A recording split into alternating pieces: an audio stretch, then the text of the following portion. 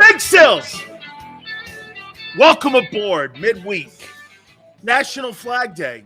Hey, man, love it. Proud to be an American. Wouldn't want to live anywhere else. How many countries in the world do I get to do this each and every single day? Have my own opinion. Dude, are we perfect? No. Is anyone? Yes. One person I know. Outside of that, no one's perfect. But I'll tell you this, man. There's very few places where you could just come on the air and speak your mind. And we're proud that you guys come aboard with us to hear our bullshit each and every single day. And I thank you for coming aboard. And I thank Tone for putting up with my bullshit each and every single day here on what I consider a pretty cool day here. Because anytime you get to honor the flag or you get to honor America, it's all good. Thank you so much for stepping in. John McMullen at the bottom of the hour. We're going to talk to our friend and get his thoughts. Was at the NovaCare Center all week last week for OTAs. Want to get his opinion. We're going to play Howie Roseman today. That'll be a little bit later on in the program, and I'll explain a little bit more. But we're going to play Howie Roseman probably after we talk to John, because I want to get all your thoughts again on the roster. It's not what you think. It's roster building. I'll explain when we get to this. First, want to start it off in Buffalo, and I want to show you guys how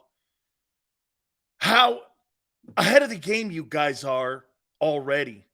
I've always made this comment. The quietest teams in the room are traditionally the teams that are the contenders each and every single year. Kansas City's quiet as a mouse. They're just quiet as a mouse, man. Quiet. No noise. Not a lot. Right? Not a lot. Not a lot. There's surely a lot of noise in Baltimore this year. Really un-Baltimore-ish. And there's a lot of noise in Buffalo. Hey, no noise in Cincinnati. Outside of Burrow's contract negotiations. And no conversation at all.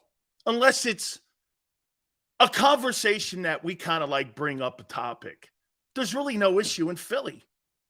There is absolutely no issue in Philly. How many 250?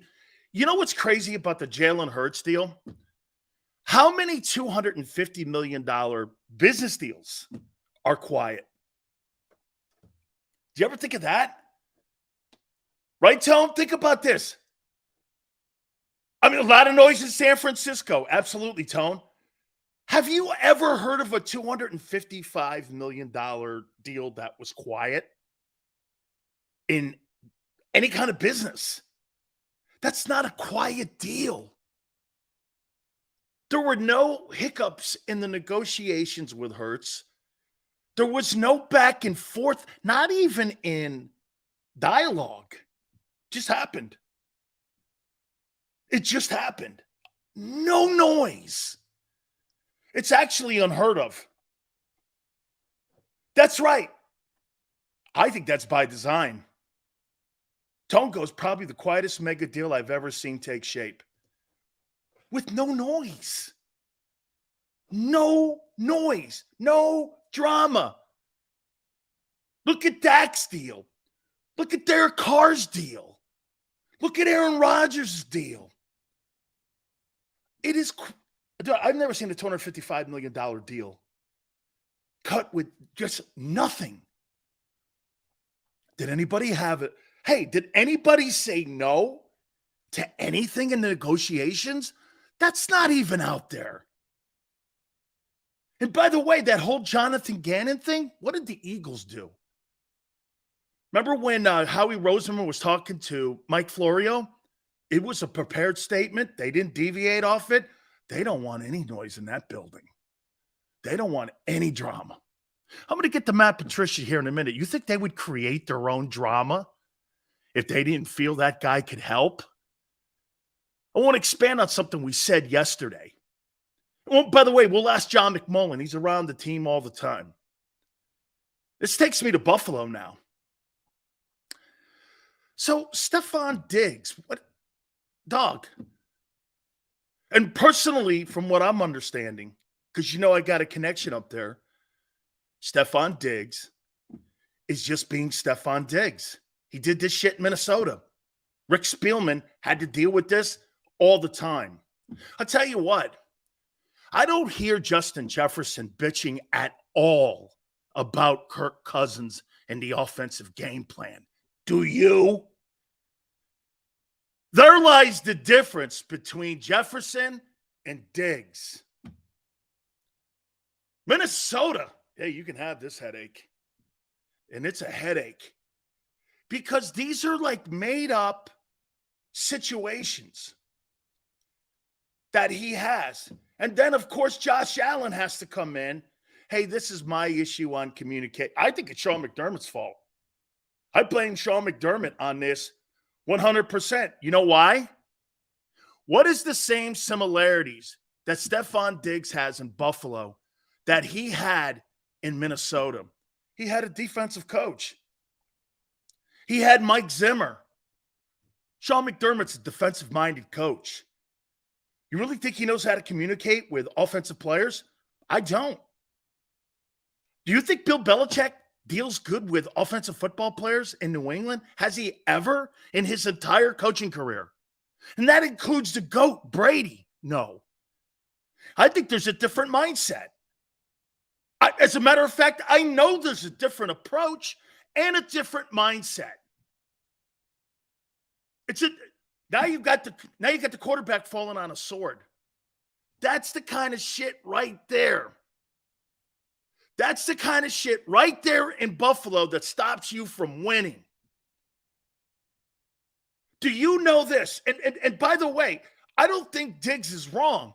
Do you know if you take the rushing stats of Josh Allen out of the running attack for Buffalo, do you know they're 25th? They're 25th.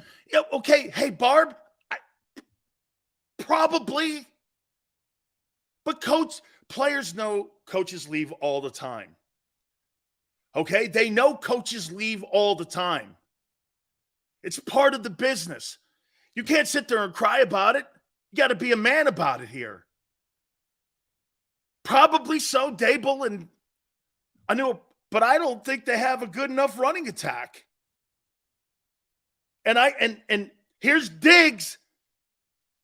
Here's Diggs, in my opinion, talking out of his lane.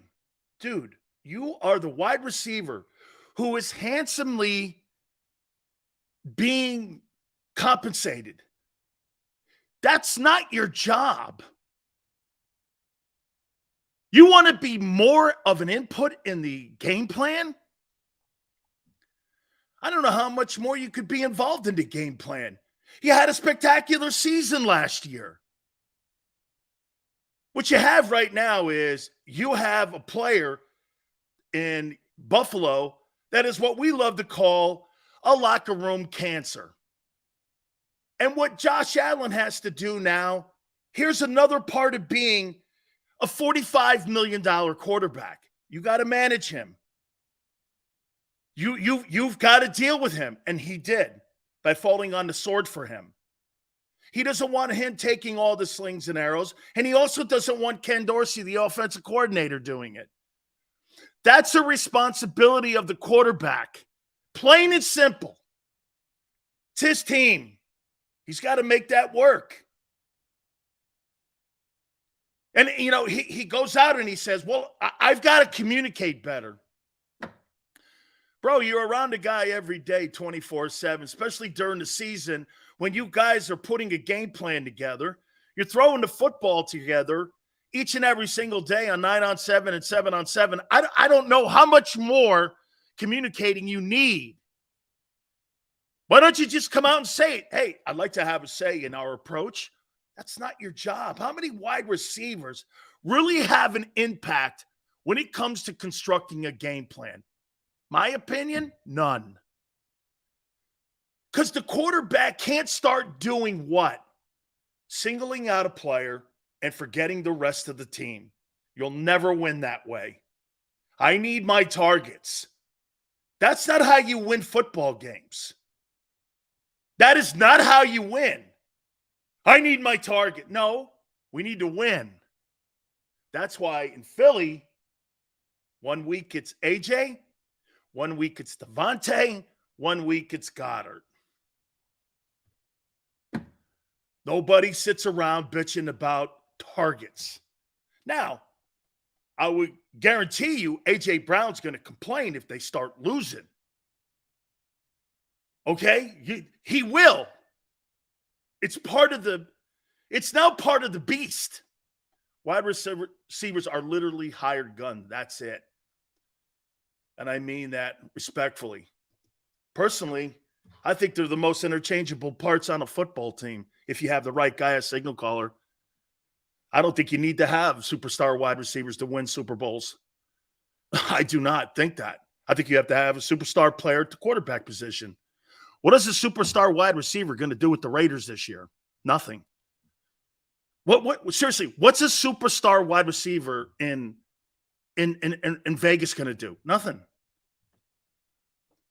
Okay? What's it? Just nothing. A productive running back means more to an offense than a wide receiver when it comes to winning. What did Chad Johnson bring to the Bengals? What did he bring? Actually, in theory, what does DeAndre Hopkins won? What is name it? Okay, Cooper Kupp wins a Super Bowl. Great. There you have I guess a big time wideout. I wouldn't put him in the top 5, but okay. Any one of your top 5. I don't need any of those guys. Megatron, what did he do in Detroit? Nothing.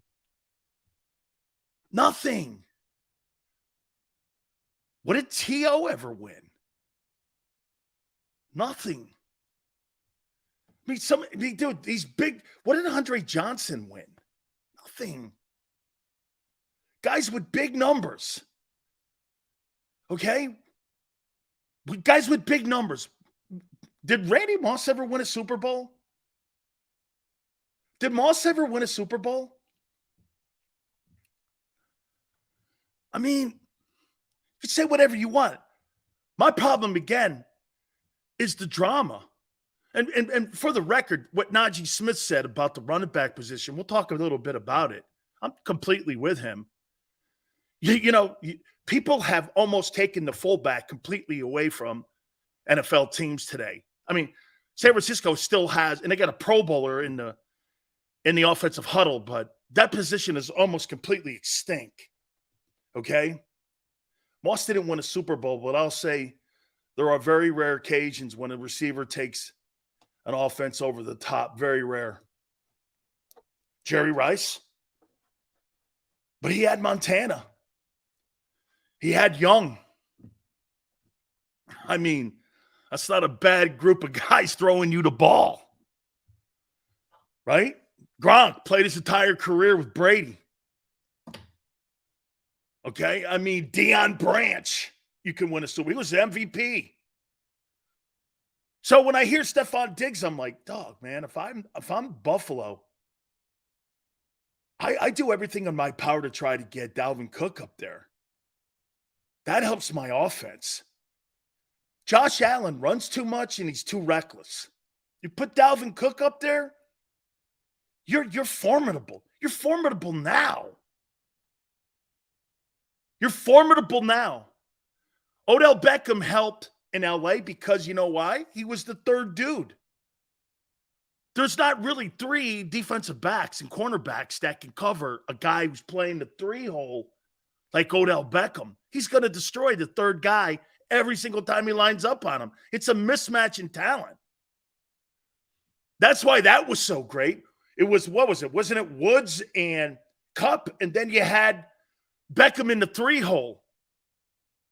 Dude, your third wide receiver was Odell Beckham? I don't know. You're going to win some ball games there because that third guy's a mismatch. He's a mismatch. Hey, Brian, appreciate you coming aboard. Yeah, so, I mean, that's a crazy story going on. and a lot of noise. Now, I do want to expand on this, and it kind of leads into what we were just talking about here a little bit. John McMullen, bottom of the hour, who was at the OTAs last week. I want to talk to John. Matt Patricia had a lot of people saying, and of course, some of you Eagle fans go, what about Jeff Stoutland? Well, he was hired in 2013, February 7th, by Chip Kelly, of all people. He was hired by Chip Kelly. Of all people, he hired him. Okay? So Chip did leave something for you guys. That was the Chip Kelly hire. Remember, they gave him total control of the team? Well, that was his hire. Chip hired Stoutland. And he's been in the building ever since. Chip. So some of you obviously can't read. I said the last 3 years, Matt Patricia. Okay, Matt Patricia is the most experienced coach that you've hired. Tone's like, Chip left us a golden nugget that we keep cashing in on year and year. No, he's right. The one thing that Chip Kelly left you, he may have done a lot of shitty things. He left you with the best offensive line coach in the NFL. I don't care what you say. Okay? You got the best offensive line coach in the NFL. That's it. That's his legacy. Well, he did turn you on to the guy who's making your unit year in and year out the best unit in National Football League. Okay? Chip also drafted Lane. That's crazy great. So wait. So Chip drafted Lane and gave you Stoutland. I don't know. And had a winning record. Okay. All of a sudden, Chip Kelly doesn't look that shitty to me. Okay? That doesn't look that shitty to me. Dual threat. Thank you very much. Please hit the like button. But I want to ask you this about Matt Patricia. I'm going to ask John McMullen this at the bottom of the hour. Zach Ertz too? Well, okay. Not bad. Not bad. Pro Bowler, right? Okay. So I would lead you into this now. Some of you questioned my take yesterday about Matt Patricia being brought in, and that there's some sort of there could be some issue with Darius Slay and him. You think there was an issue with Bobby Wagner, the way he left Seattle the first time and then came back and now he's on the team this year again?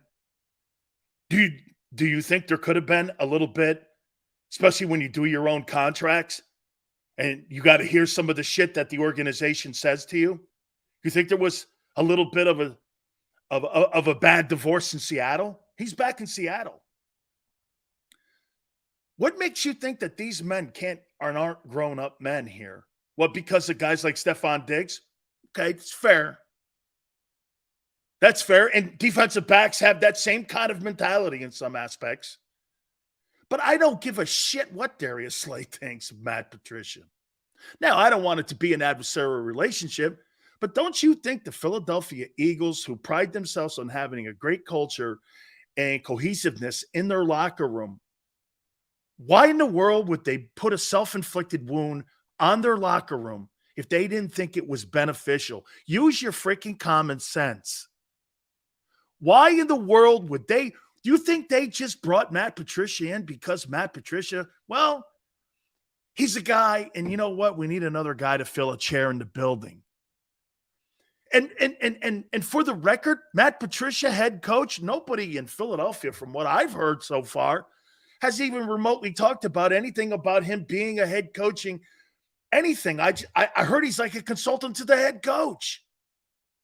He's kind of like an overseer of the defense on what Desai's doing. It's kind of really, in a way, like a watchdog. I think I'm going to ask John what his role is.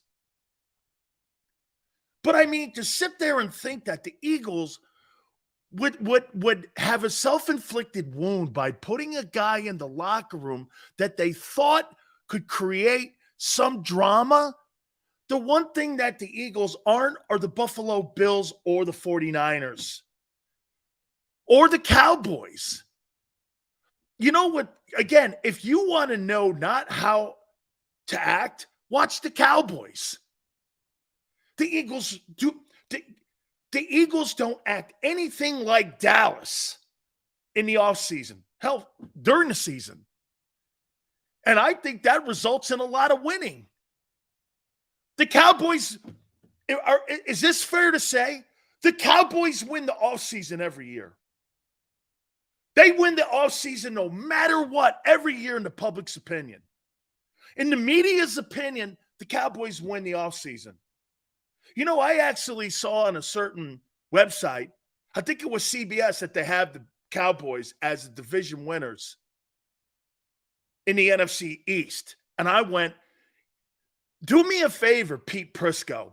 Do me one favor. Show me one matchup that favors Dallas over Philadelphia. Show me one. Do they have a better D-line?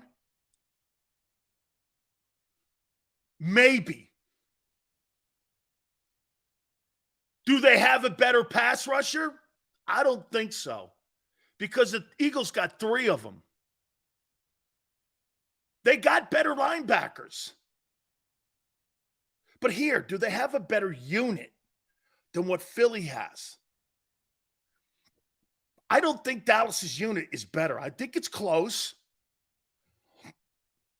I think it's close. I do. But I think the Eagles have, I think they have the advantage.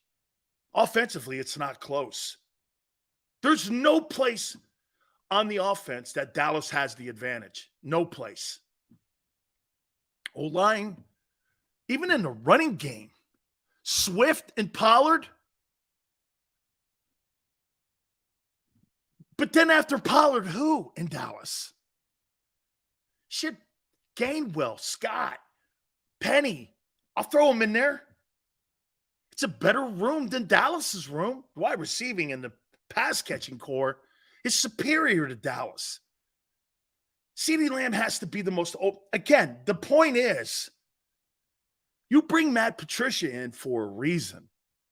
He knows how to beat Mahomes. One thing you haven't done in 2 years is beat Mahomes. And you lost to him in a critical game. You know, the Eagles are probably thinking they're going to face him again. And not just the regular season this year. They feel they're probably going to face him again. And you're playing the AFC East this year. 17 years he's game planned against the teams like New England. You don't think, having been there all those years and being there last year, he knows how to game plan? Matt Patricia, it wasn't a success last year, him running the offense along with Belichick. But I'll tell you what, he knows the personnel and he knows the quarterback. How is that not an advantage? Plus, he's got 3 rings. Dude, you're out of your mind if you think that this is just some stupid hire. The Eagles don't do anything stupid. They may make a mistake on a hiring of a coach. They may make a mistake on drafting someone, but that's not without doing their due diligence on both. It's a very thorough organization, and I'll tell you what, I give them tremendous kudos in all of their hires. Whether you like Jonathan Gannon or Shane Steichen or Doug Peterson or Andy Reid, all of those guys cut their chops in Philly and are head coaches in the NFL. Think about that. The Philadelphia Eagle front office coaching tree is Peterson, Reid, Steichen, Gannon. You got 4 head coaches that came out of the Philadelphia Eagle front office because of the selection. Shit, man. Might as well throw Chip in there. He's the head coach of UCLA. Currently, right now in the NFL, you got 4 head coaches, and in college, you got one who's the head coach of the UCLA Bruins. I don't know about you, man, that front office doesn't make a lot of mistakes in hiring of coaches. That's why when people go, and I'm critical of Sirianni. I think he's a product of what they're doing in the building. I think it's Howie and Jeffrey Lurie's game. There's clarity in Philly. And they pride themselves for me, covering your team. For me, I think they take great pride in that. Like Tone and I were saying, I have never in my life seen a $250 million deal done so effortlessly and quietly. Nothing. No banter, no public comments, no statements. All of a sudden, it was done. Man, had to be the greatest contract of all time. I mean, don't you remember Kyler Murray taking his bullshit off his social media and off his Twitter, crying about his deal and this and that? Then they end up coming in there. And it was such a massive train wreck when they put those study hall little addendums in. Remember that whole thing? What a train wreck that was for Arizona. Not a shocker. It was a train wreck. Look at the train wreck in Baltimore. Like, go back and think about Baltimore's pursuit of getting a deal done with Lamar. Why? Why did you put the organization through a quarterback a year ago sitting out playoff games? Maybe not. I don't know. Sure looked it, but there's the conversation. Oh, I'm only 85%. Well, shit, man. Hurts and Mahomes were 85%. And Jalen didn't have his money yet. Mahomes had his money. Jalen didn't have his money. Jalen was probably 85% in that Super Bowl. Could have been 80%. Could have been 80%. They played. You had no shit going on in Philly. See, the kind of stuff that right now that's going on in Buffalo, that's the stuff in the offseason you just totally want to stay away from. Like I said, the teams that don't make a lot of waves in the offseason, those are the teams that you look at.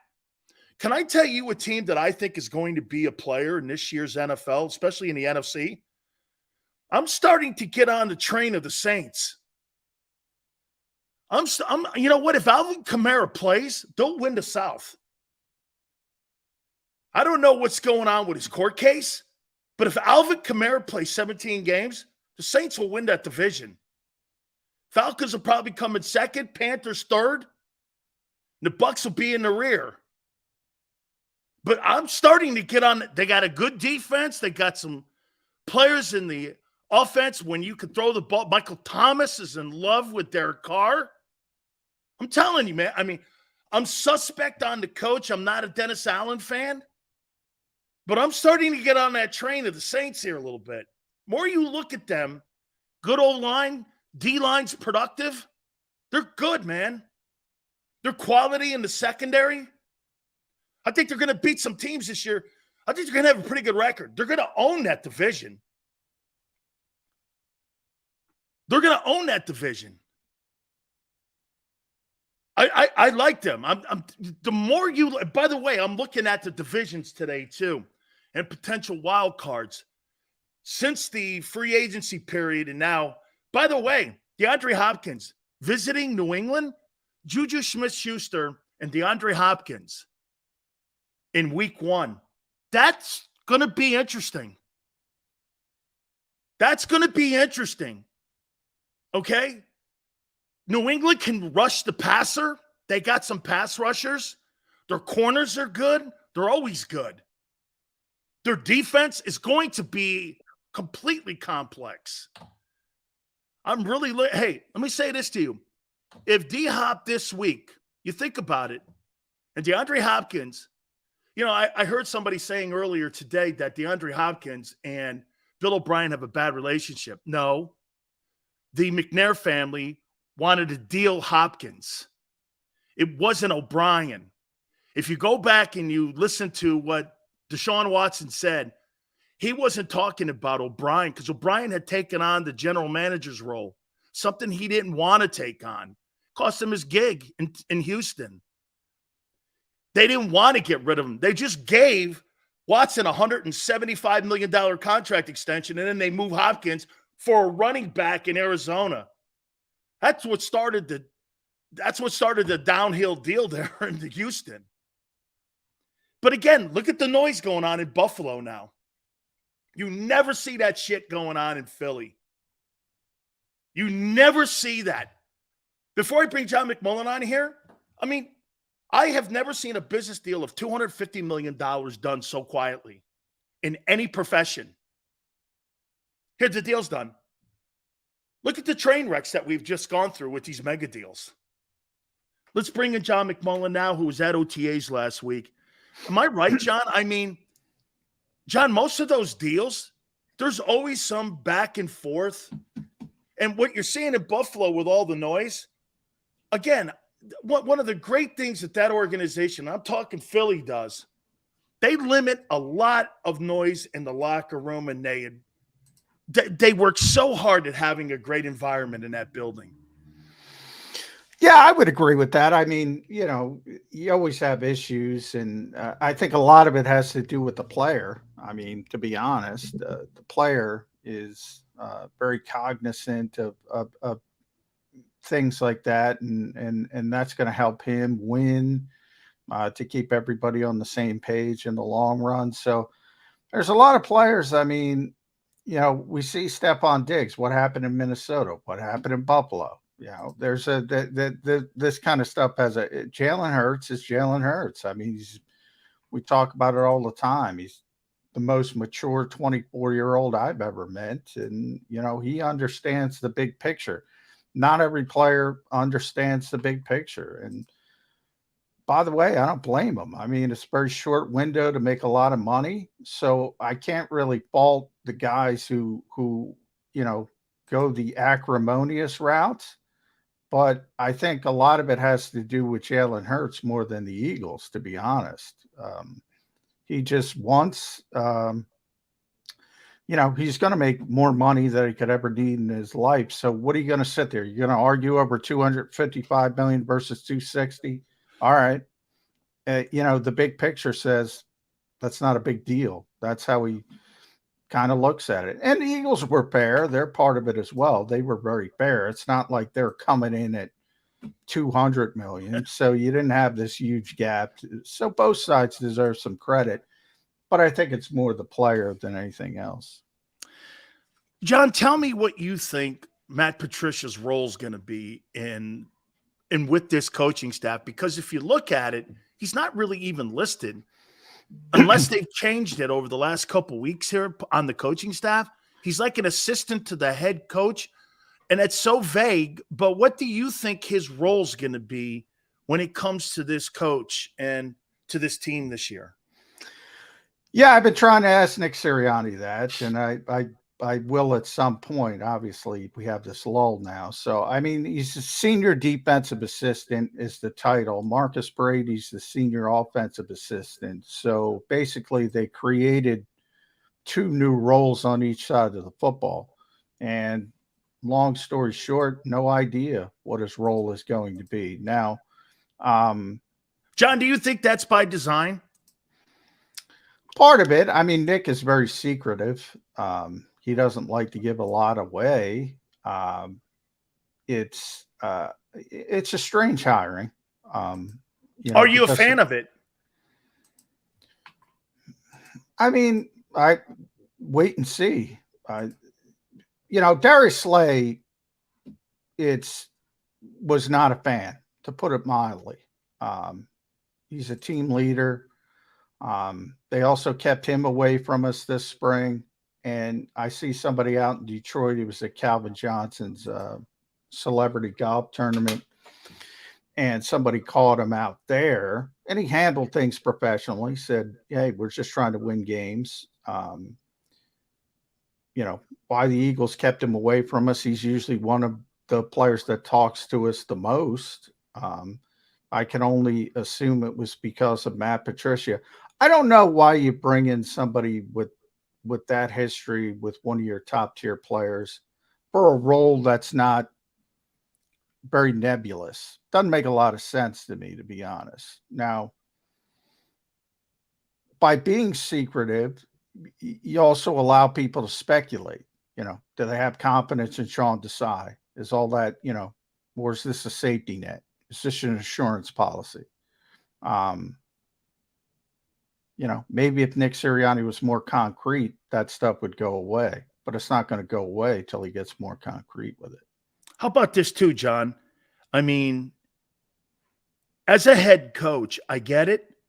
When you're a head coach and you have to deal with players, especially player contracts and such, versus being a coordinator, and him as a coordinator for 17 years in New England, I mean, he was part of something that will go down in history. I mean, let's be candid here. I know people will go, it's the majority of Belichick, but your assistant coaches are so crucial to winning.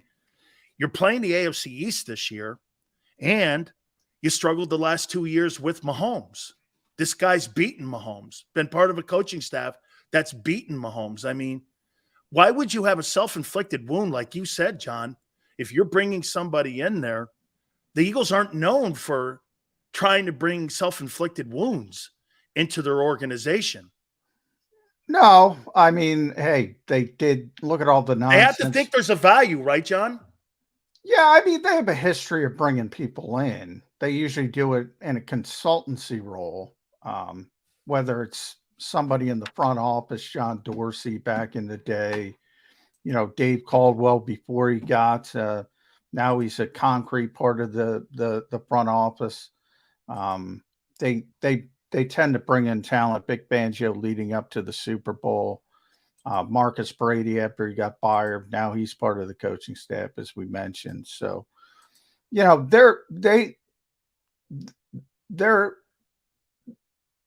have a history of doing these types of things. The difference now is with these two, concrete roles that didn't exist.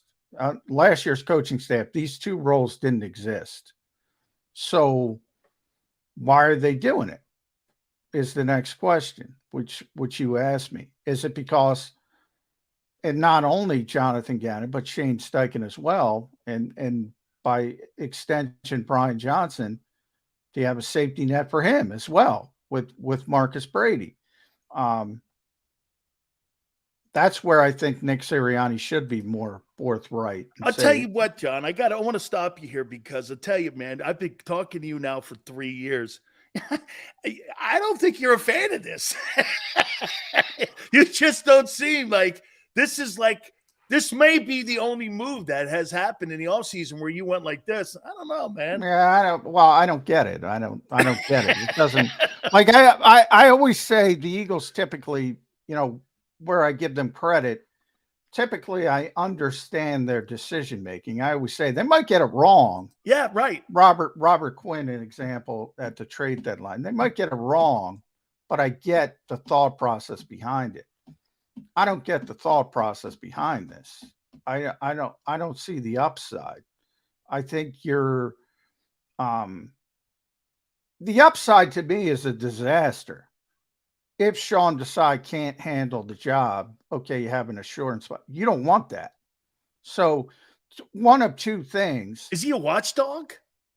One of two things. Either you don't have confidence in the guy, which is not good, or number two is it's just a throwaway role, and why not give him the consultancy title? Like Jim Bob Cooter was here a couple of years ago, and they didn't even announce it. One day he's walking out of the NovaCare complex and we're doing an interview with Nick Sirianni, and there's Jim Bob Cooter. Bang. And that's how we were made aware. If it's that role with a defensive slant, like last year, the Eagles are one of my pet peeves last year. Vic Fangio was at training camp. All right. There was a report early in the year that he was a consultant for the Eagles. That was untrue. But it ran. It took off like wildfire. Oh, Vic Fangio's consultant for the Eagles. Well, he wasn't. until 2 weeks before the Super Bowl that he was, which in a roundabout way confirmed he wasn't in the first place. All the fans are saying, no, I read he was a consultant. And I said, no, he's not a consultant. He's not, he's a consultant like Frank Reich was a consultant. In other words, Nick could call him up. They're friends. More confidant than consultant. Exactly. Nothing on paper, nothing official. He texted him back and forth. Jonathan Gannon texted him back and forth. Maybe they throw something on, but that's not a consultant. No. A consultant is you sign a contract, you work for the team, which ultimately he did before the Super Bowl. But they do this stuff all the time, but they don't put it out. And, now he's a part of the coaching staff, senior defensive assistant. So in theory, it goes Sean Desai, Matt Patricia, then the position coaches. So who's the answer to, John? In theory, Sean Desai, and of course Nick Sirianni. In theory, and we'll see how it works out. Who do you think he answers to? Do you think he answers to Nick and Howie? Because senior, it's a really weird title, John. Well, they make up titles. I mean, that's Let me move on to this. And by the way, Nick Sirianni said that with Kevin Patullo. Kevin got a promotion from passing game coordinator to passing game coordinator and associate head coach. Now, why isn't he assistant head coach? Because Jamal Singleton is assistant head coach. So he's the associate head coach.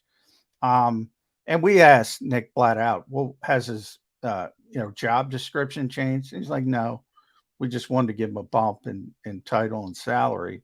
Huh. Well, that's cool. That's how the NFL does things. Right, I'd rather have the paycheck than the pat on the back here. That being said, here's another guy. What's DeAndre Swift's role going to be? I mean, John, I think sometimes people think that you can just plug a guy in and all of a sudden he's going to be a guy where, you're hoping for 65 catches, 700, 800 yards rushing. He's part of the game plan. Maybe he's not. I don't know. There's now a screen game potentially with him there. What's DeAndre Swift? What is his role going to be in this offense? I think he's probably the odds-on favorite to be the lead back in the offense. Now, he's never played more than 13 games. People talk about the history of Rashad Penny and injuries. Well, DeAndre's never played more than 13 games. I think he topped out at 617, something like that, yards in Detroit. So he hasn't touched it a ton. Of course, the Eagles have a great offensive line. So did Detroit, though. Detroit's a top 5 offensive line. Third all time, third right now in the league. Yeah, it's a very good group. So all of that factors into it. He'll get an opportunity to compete. As far as the passing game, though, I got to tell you, I think people are off base on that because, this is not a traditional offense. This is an RPO-based offense. The quarterback will run the ball. He's not going to dump the ball off to the running back. So you're not going to see those Austin Eckler numbers. But where DeAndre Swift can help, and I saw this a little bit in OTAs, they run a lot of bubble screens. They run a lot of smoke screens, hit screens. The receivers, it's kind of an ugly play, except when it's not, if you know what I mean. Yeah. In other words, middle screens are great to slow teams down on pass rushing. Yeah. It when it doesn't work, it's a very ugly play. And it looks bad, it looks bad, it looks bad, it looks bad. Then you hit one and it looks good. Now, the difference with the receivers running it, remember, if you're running that type of thing, you got to make that first guy miss. So whether it's breaking the tackle or just juking them, and if you think about it, a running back is more capable of doing that than a receiver typically. So they were using DeAndre Swift a lot in that type of role in OTAs and just throwing out a quick smoke screen. And they did it with Kenny Gainwell as well. So that might be a little tweak you see on offense. What'd you make of Miles Sanders' comment? It was kind of not a strong one, John, but it was more of a, pointing out that, hey, and I'm paraphrasing here, and only the way Sileo can. So just so you know, John, I mean, to me, it sounded like they underutilized him in the Super Bowl. That was my take. Well, he got hurt on the first play. I mean, when these things happen, and by the way, he fumbled the football. He did. Fumbled it out of bounds, and he hurt his hand on the first play. So he was banged up, number one. And he, on the first play of the game, the knock on Miles Sanders for years before he kind of turned things around last year was he would kick it outside too much. He wouldn't take what's there. And he does that the first play on the Super Bowl, and it doesn't work, and he fumbles it, and he hurts his hand. So that was a big part of it as well. I think people forget also that Miles wasn't effective late in the season because he had a knee injury. He was wearing that knee brace for a while, and he was banged up from that. He had a great regular season, and they were never going to pay him. And it's sort of that thing when you get a divorce and, there's a little acrimony, there's a little angst, whatever you want to call it. And I call it pouting. He wanted to be here, and he said it all year, and he would say, Howie, please sign me. And the Eagles are the Eagles at running back. Every day people would ask, are they going to draft Bijan Robinson? I said, no, 100 times no. It's not going to happen. They don't value the position. You see where they are, what they're paying, the whole group, Swift, Penny, Scott, Gainwell. About 7. That's what they do. And by the way, they'll be very good. It'll be I can't tell you who the lead back's going to be, but I mean, John, they got 4 guys back there. Instead of paying Miles 7, they got 4 guys at 7. Exactly.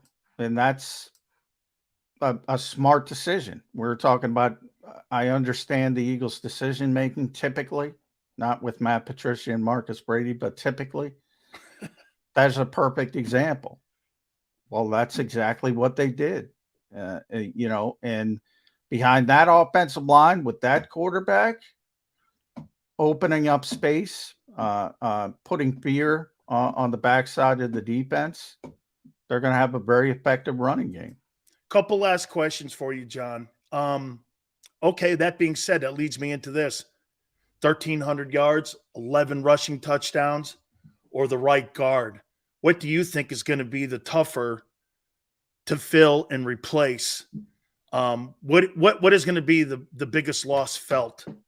Do they have the players to replace that 1,300 yards? Do they have the talent to replace an Isaac Seumalo? Kelsey's speaking highly on how great Isaac Seumalo was playing next to him. Pro Bowl talented kid, man. That kid was good. He was a good football player.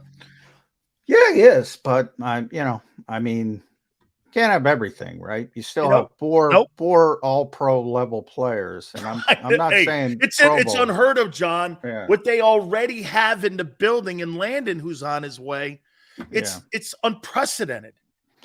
Yeah, so I think they're going to be fine on the offensive line, and I think they're going to be fine at running back. All the questions are on defense, all of them. Nakobe Dean and Nicholas Morrow at linebacker.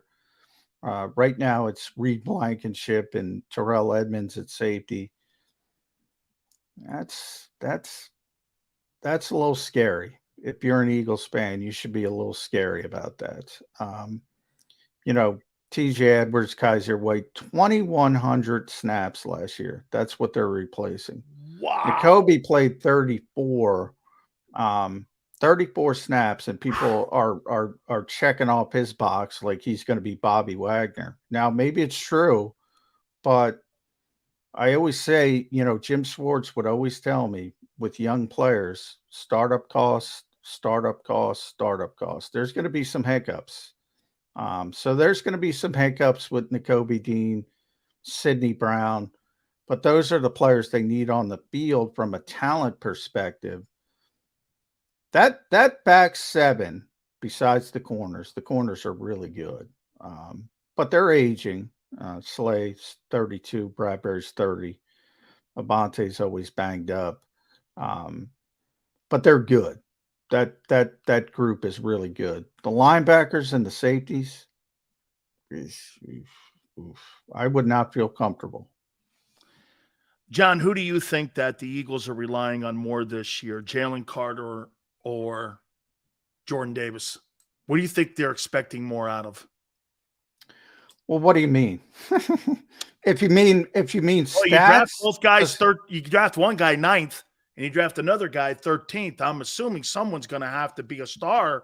Yeah, I mean Jalen Carter's going to be the star in from a traditional. Maybe the better question is who starts between those two. You know, and by start they play the variable fronts, so they play 50 and 40. So in 50, Davis starts. It's going to be Cox and Carter, and it's going to be Reddick and Sweat in the 50 front. And the 40 front's more interesting. It's probably going to be Jalen Carter and Fletcher Cox, and then you have Sweat and Reddick outside. So I mean, one of the things with Jordan Davis, I have this discussion every morning because I'm on the air with a stat guy. I said Jordan Davis is not here to get stats. So if you're a stat guy, you're going to be disappointed with Jordan Davis.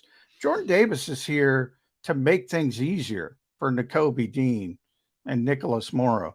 Jordan Davis is here to be Linval Joseph. That's what he's here to be. He's here to be tying up blockers, not only for the linebackers, but so Josh Sweat and Hassan Reddick can crash from the edge. That's his job. Jalen Carter's here to be an impact player from a sack standpoint, from a disruption standpoint. Like a young Fletcher. Yes. Jeffrey Simmons type player. I never want to say Aaron Donald, and he's much bigger, but that's what he's here. That's his role. Jordan Davis's role, think Haloti Ngata. That's Jordan Davis's role in his prime, not when he was here in Philadelphia. When he was an all-pro in Baltimore. His job is to make things easier for everybody else.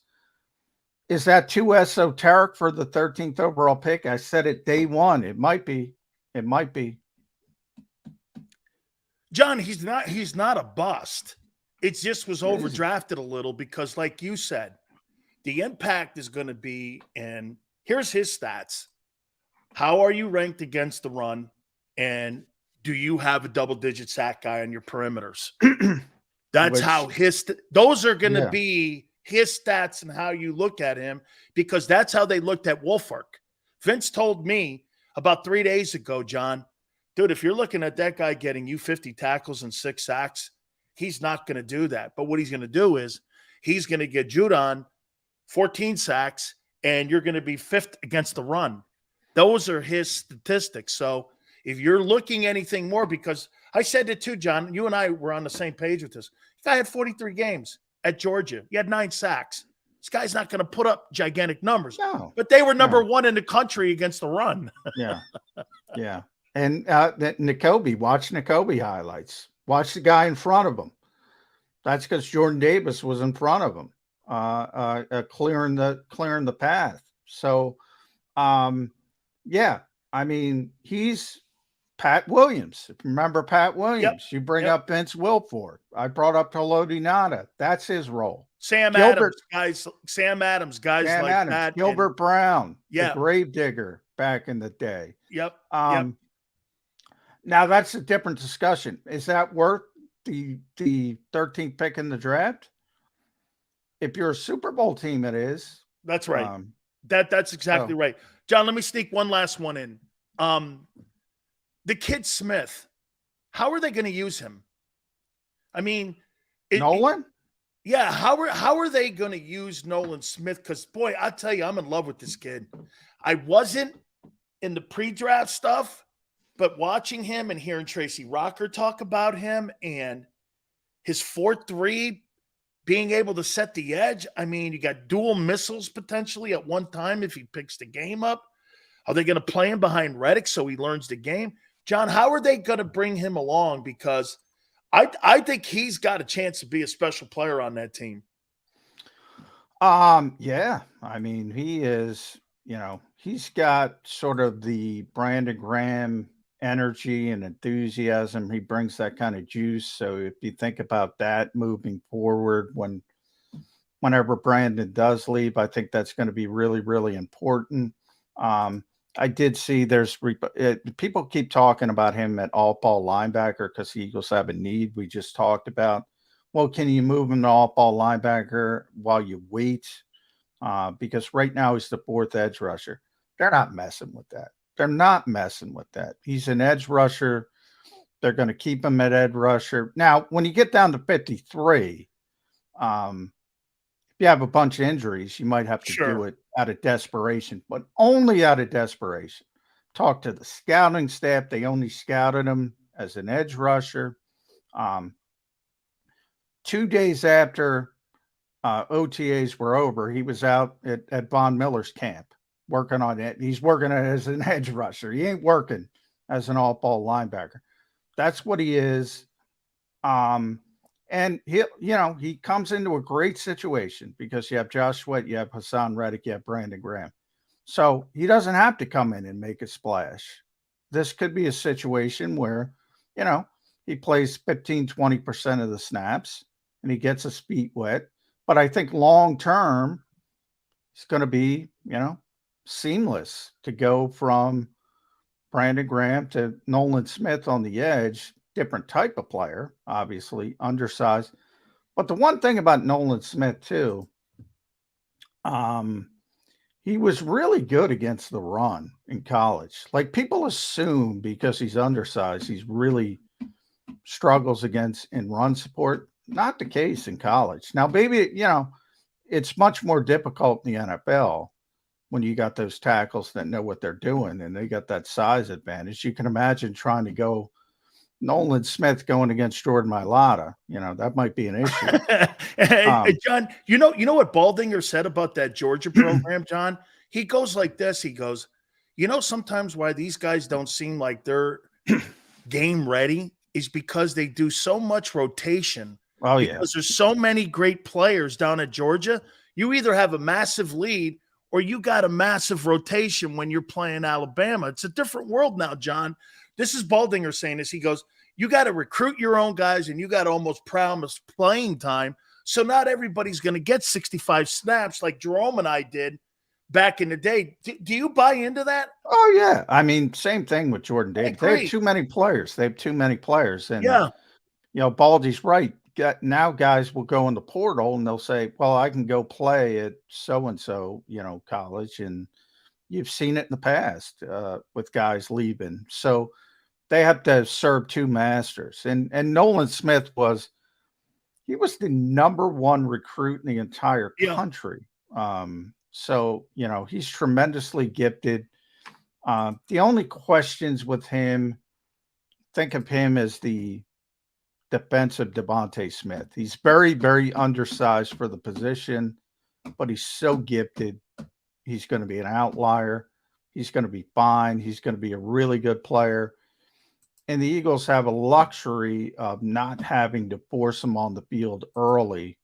But the last thing they're going to do is mess with him and affect his his technique and his fundamentals by putting him out of a position he doesn't really, doesn't understand. That's the worst thing they could possibly do. They're not going to do it.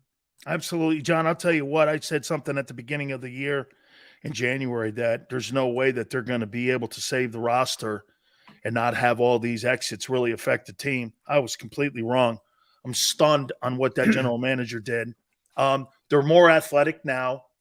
They're younger in some positions now. They're not as experienced and they're not as deep. But for what they were facing in the offseason, top 5 tacklers gone, all the free agents, I'm floored on what he was able to do with the roster. I mean, seriously, I've never seen a guy rub a magic lamp like that and keep as many. And then, to me, I think this guy, Jalen Carter, if he does pan out, and I think he is, I think he's the next Jerome Brown. I think he's an upgrade on Javon. I think he's an upgrade on Hardgrave. Oh, so do I. I've been saying that, maybe not right away. Right. But Not very, right away, very, but I think he's an upgrade. oh, way more talented. Way more talented. I mean, this is, and we know the reasons. There's only one reason that the Eagles have Jalen Carter, and it has nothing to do with his ability. It has to do with people being too scared. And, Chicago, first and foremost, they had the number one overall pick, right? And, Yep.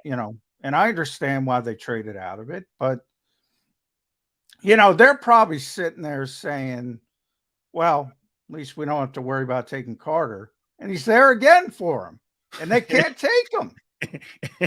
That shows you, John, how afraid of the non-culture that they have in the building compared to what the Eagles have in their building, where they went, tell you what, we're going to do our due diligence on this kid. There are so many positives. The coach who recruited him, coached him in college, is in the building.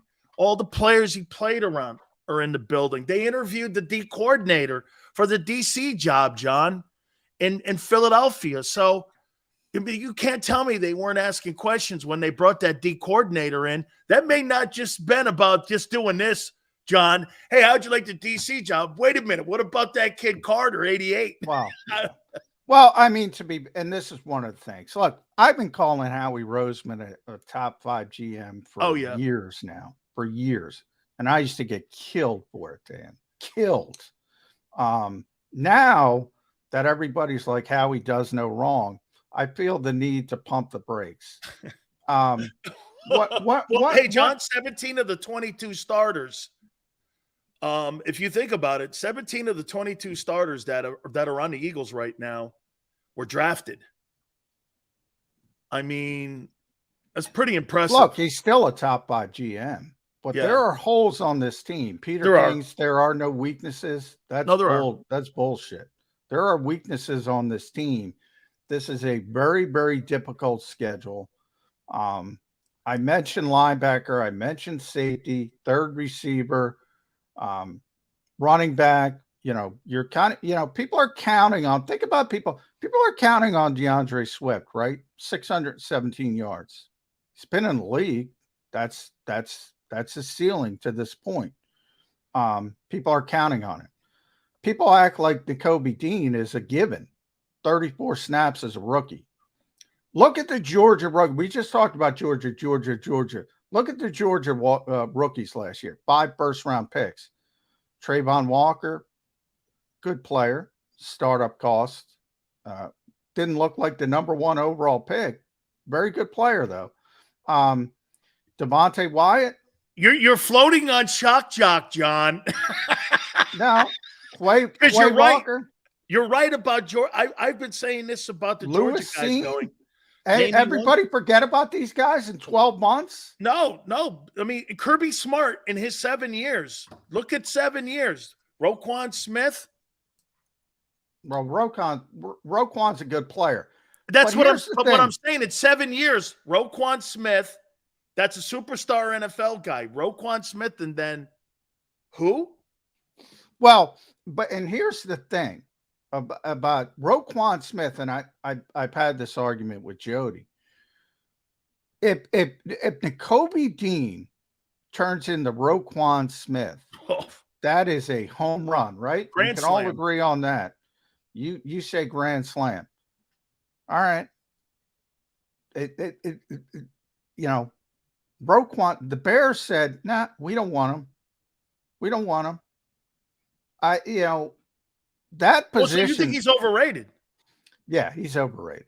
Huh. Very good player. Overrated, John, or overpaid? Overpaid, overrated. That's part of it, right? Okay. So you don't think he's Fred Warner? No.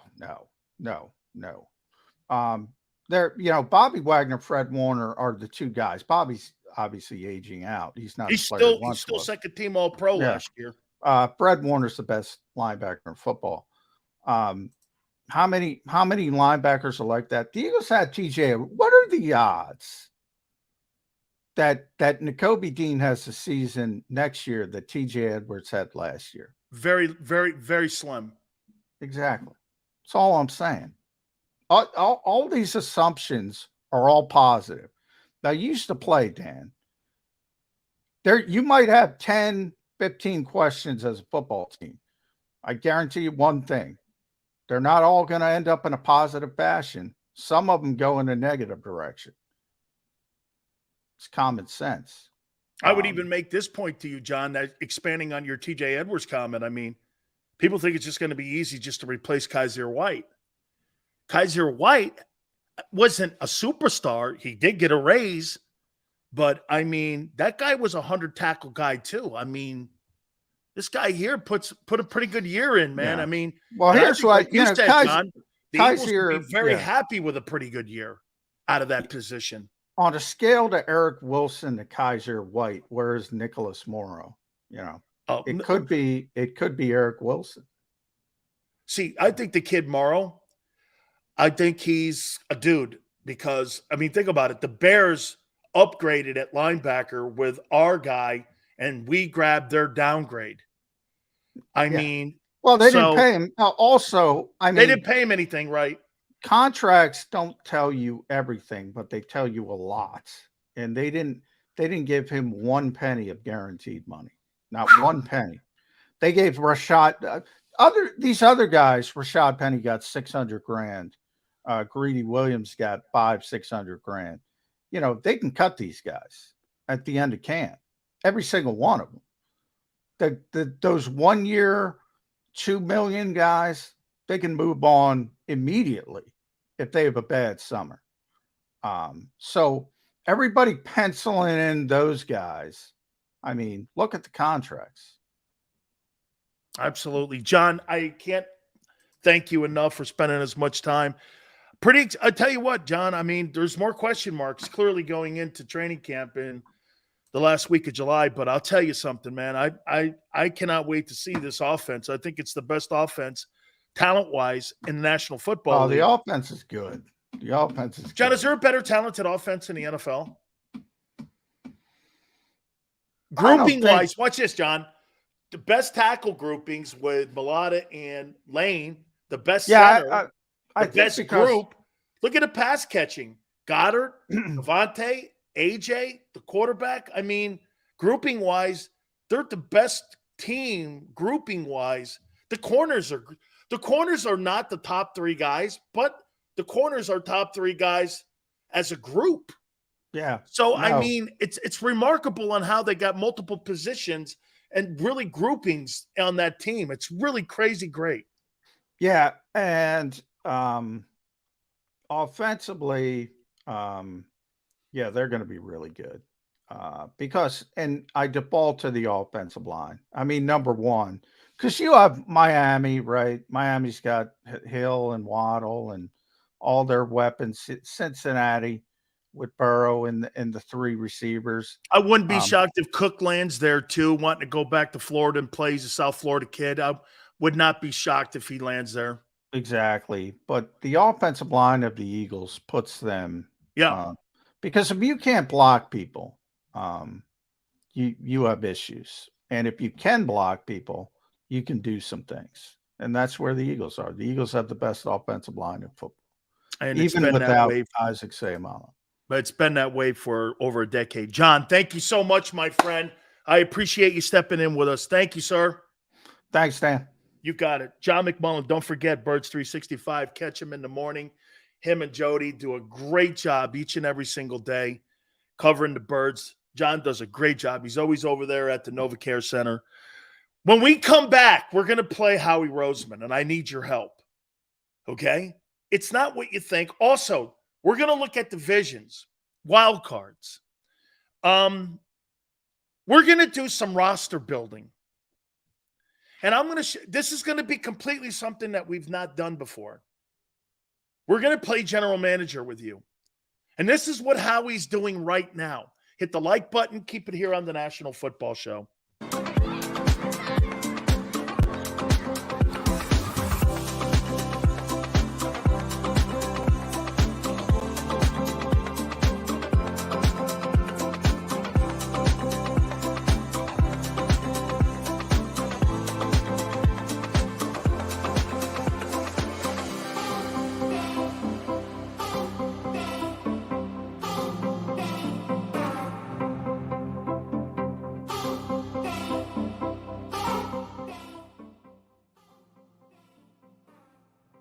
Heading down the shore. Have a ball once more. Here, imaginations run wild and time stands still. Because here, you can find the best of the Jersey Shore, all on one 5-mile island. So leave the old you behind and get lost in the woods. Wild, wild, wildwood days.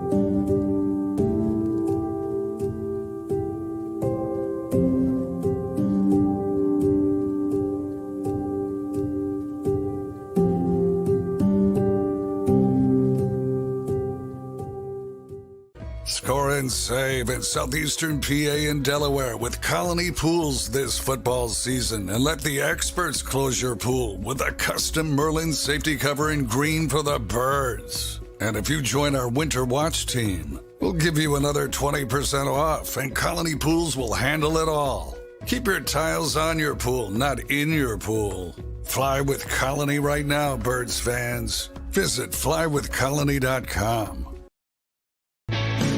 Hi everybody, my name's Jason Lombardi. I'm an inspector at DryTech. At DryTech we offer 3 major services, the first one being basement waterproofing, the second service we offer is foundation and structural repairs, and then the third service that we offer is mold remediation. If you feel you are having a waterproofing issue, give DryTech a call or check us out online.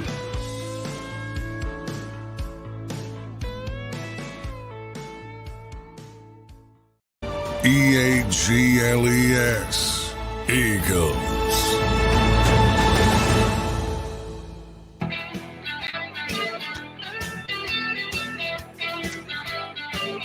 Big Sills! National Football Show. Appreciate you guys coming aboard. Thank you very much. So Doc Rivers, and I'm going to reach out to Doc Rivers. Doc's been on our program before. He's calling out basically Joel Embiid in a nice way. He's got to show up every night, and he's got to be more of a leader if he wants to be Joker. Wow. And the environment, he was kind of hinting around that the environment, everything we've been saying about the 76ers, Doc Rivers said, environment's not the best. The star player doesn't play every night. He's worried about winning the MVP, and he doesn't make anybody better around him. That's Joel Embiid. Joel Embiid will never lift the Bill Russell trophy. Doc was talking to Bill Simmons. Hey, man, some guys are just built that way. When Embiid won the MVP, I told you there's going to be a letdown. When Bryce Harper won the MVP, there was an uptick. Certain guys respond in a positive way. Joel thought the season was over when he won the Most Valuable Player award. Gets hurt? Of course he does. Of course he does. Everybody gets hurt in Philly. Everybody gets hurt in Philly. Everybody.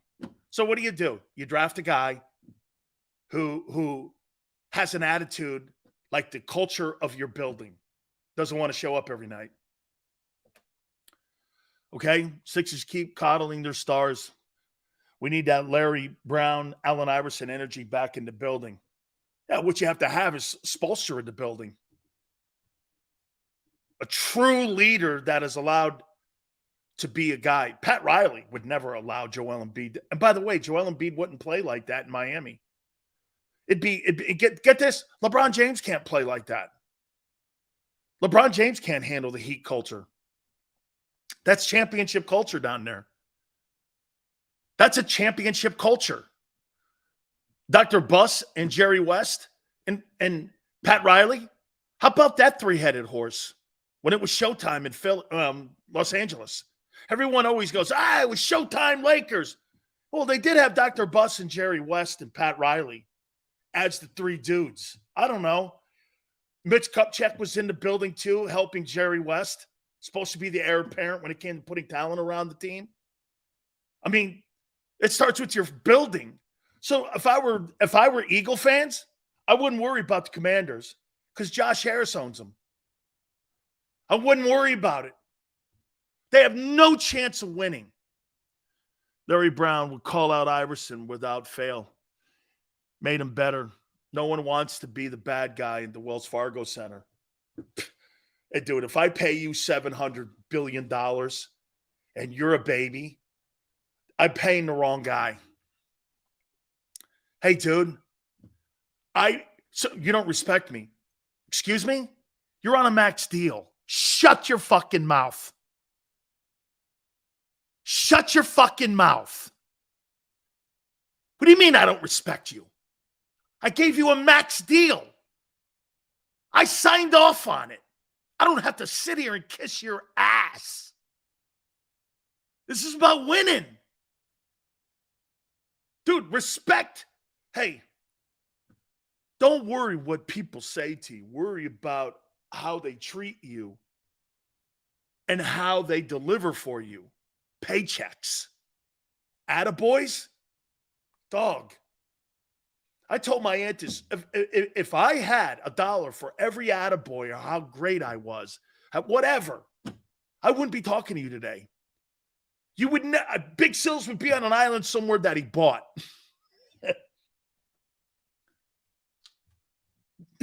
Everything we said that. Hey, one thing though here with Doc. Hey Doc, you're part of the rowboat too, though. You know, you're in the rowboat too.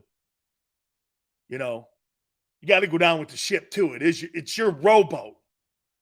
They put all of you in it too. You know, you don't get to go like Captain Smith on the Titanic and not. I mean, you got to go down with the boat too. You know what I mean? You can't jump off on the iceberg.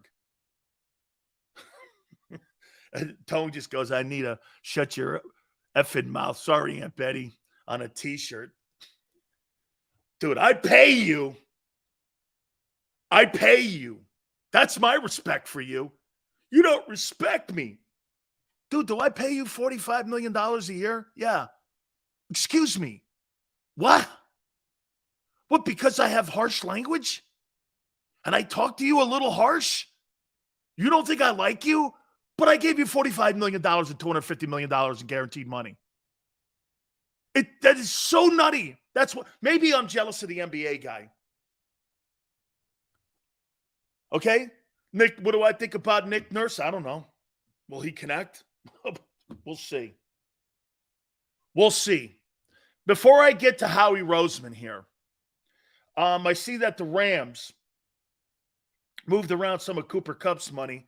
So what they did was they freed up $10.44 million. To me, that's Dalvin Cook or DeAndre Hopkins.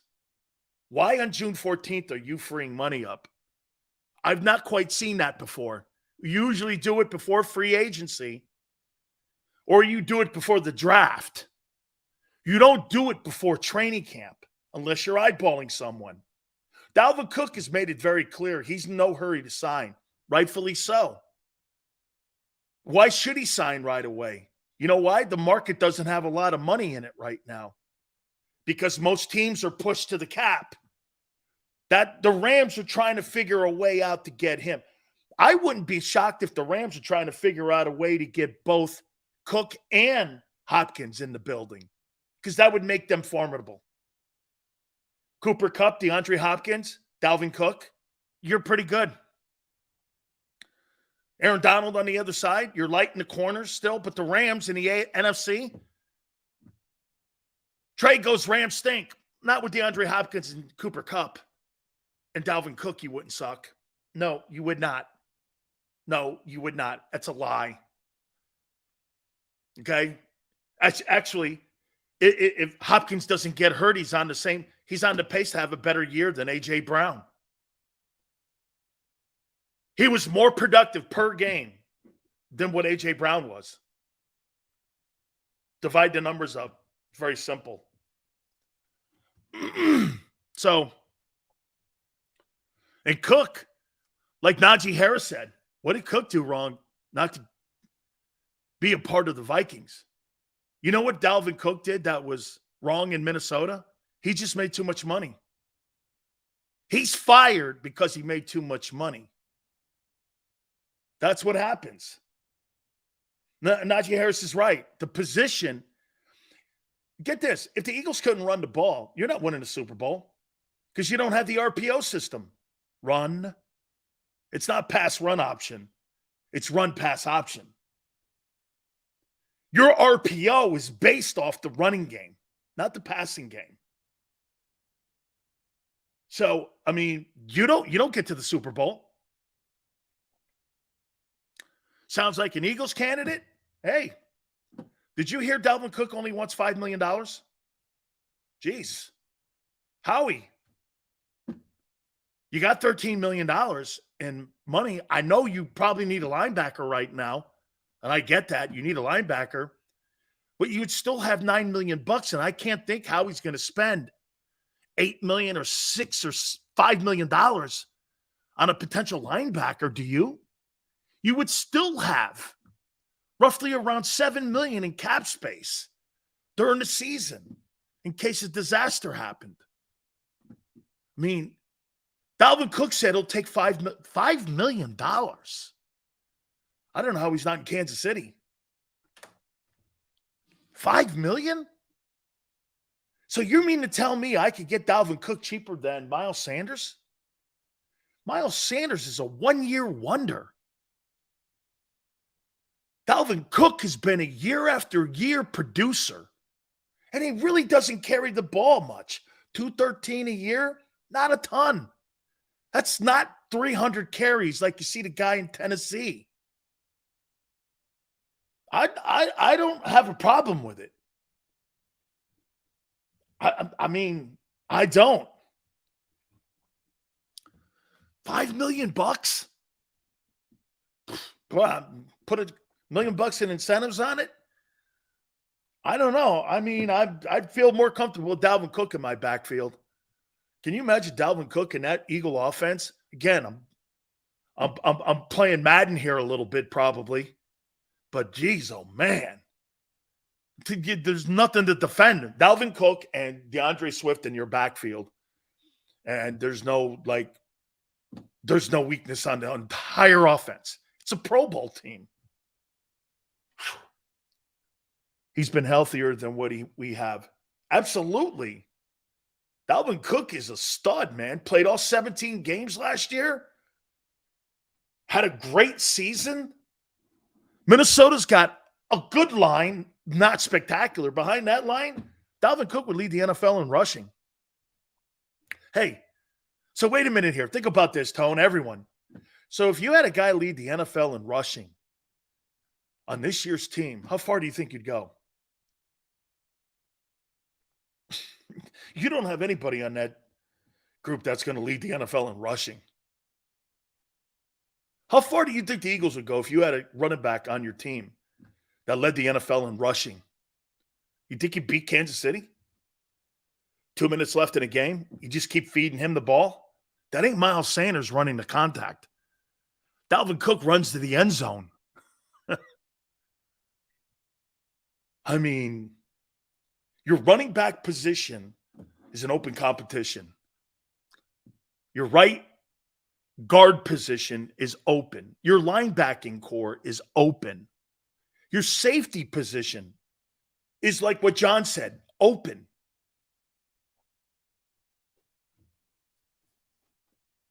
By the way, Dick Vermeil even said it. What we said the other day, your biggest challenge is your schedule.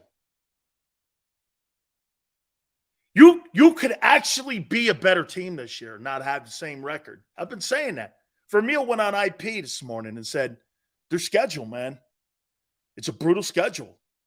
You're playing against great quarterbacks and elite teams in the AFC. Hey, if I were to put, watch this, where would I put the Eagles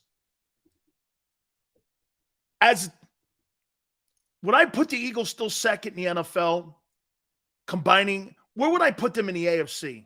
I'd put them second. Where would I put the second best team in the NFC? Let's see. In the NFC, and we're just playing here with Eagles 2. Eagles 2. Chiefs 1. Bengals 3. Bills 4. Jags 5. Are the Cowboys going to be better than the Jets with Aaron Rodgers?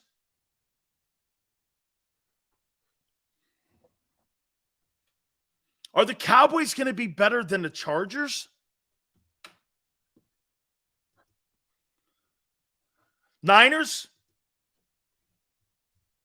Okay, I'll tell you what. I'll go with Tone. Niners 5. Then Jags 6.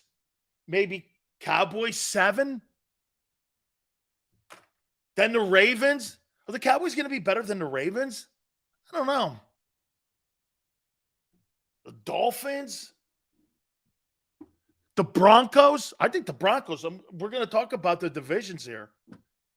The AFC's got spectacular teams. All right, that's enough.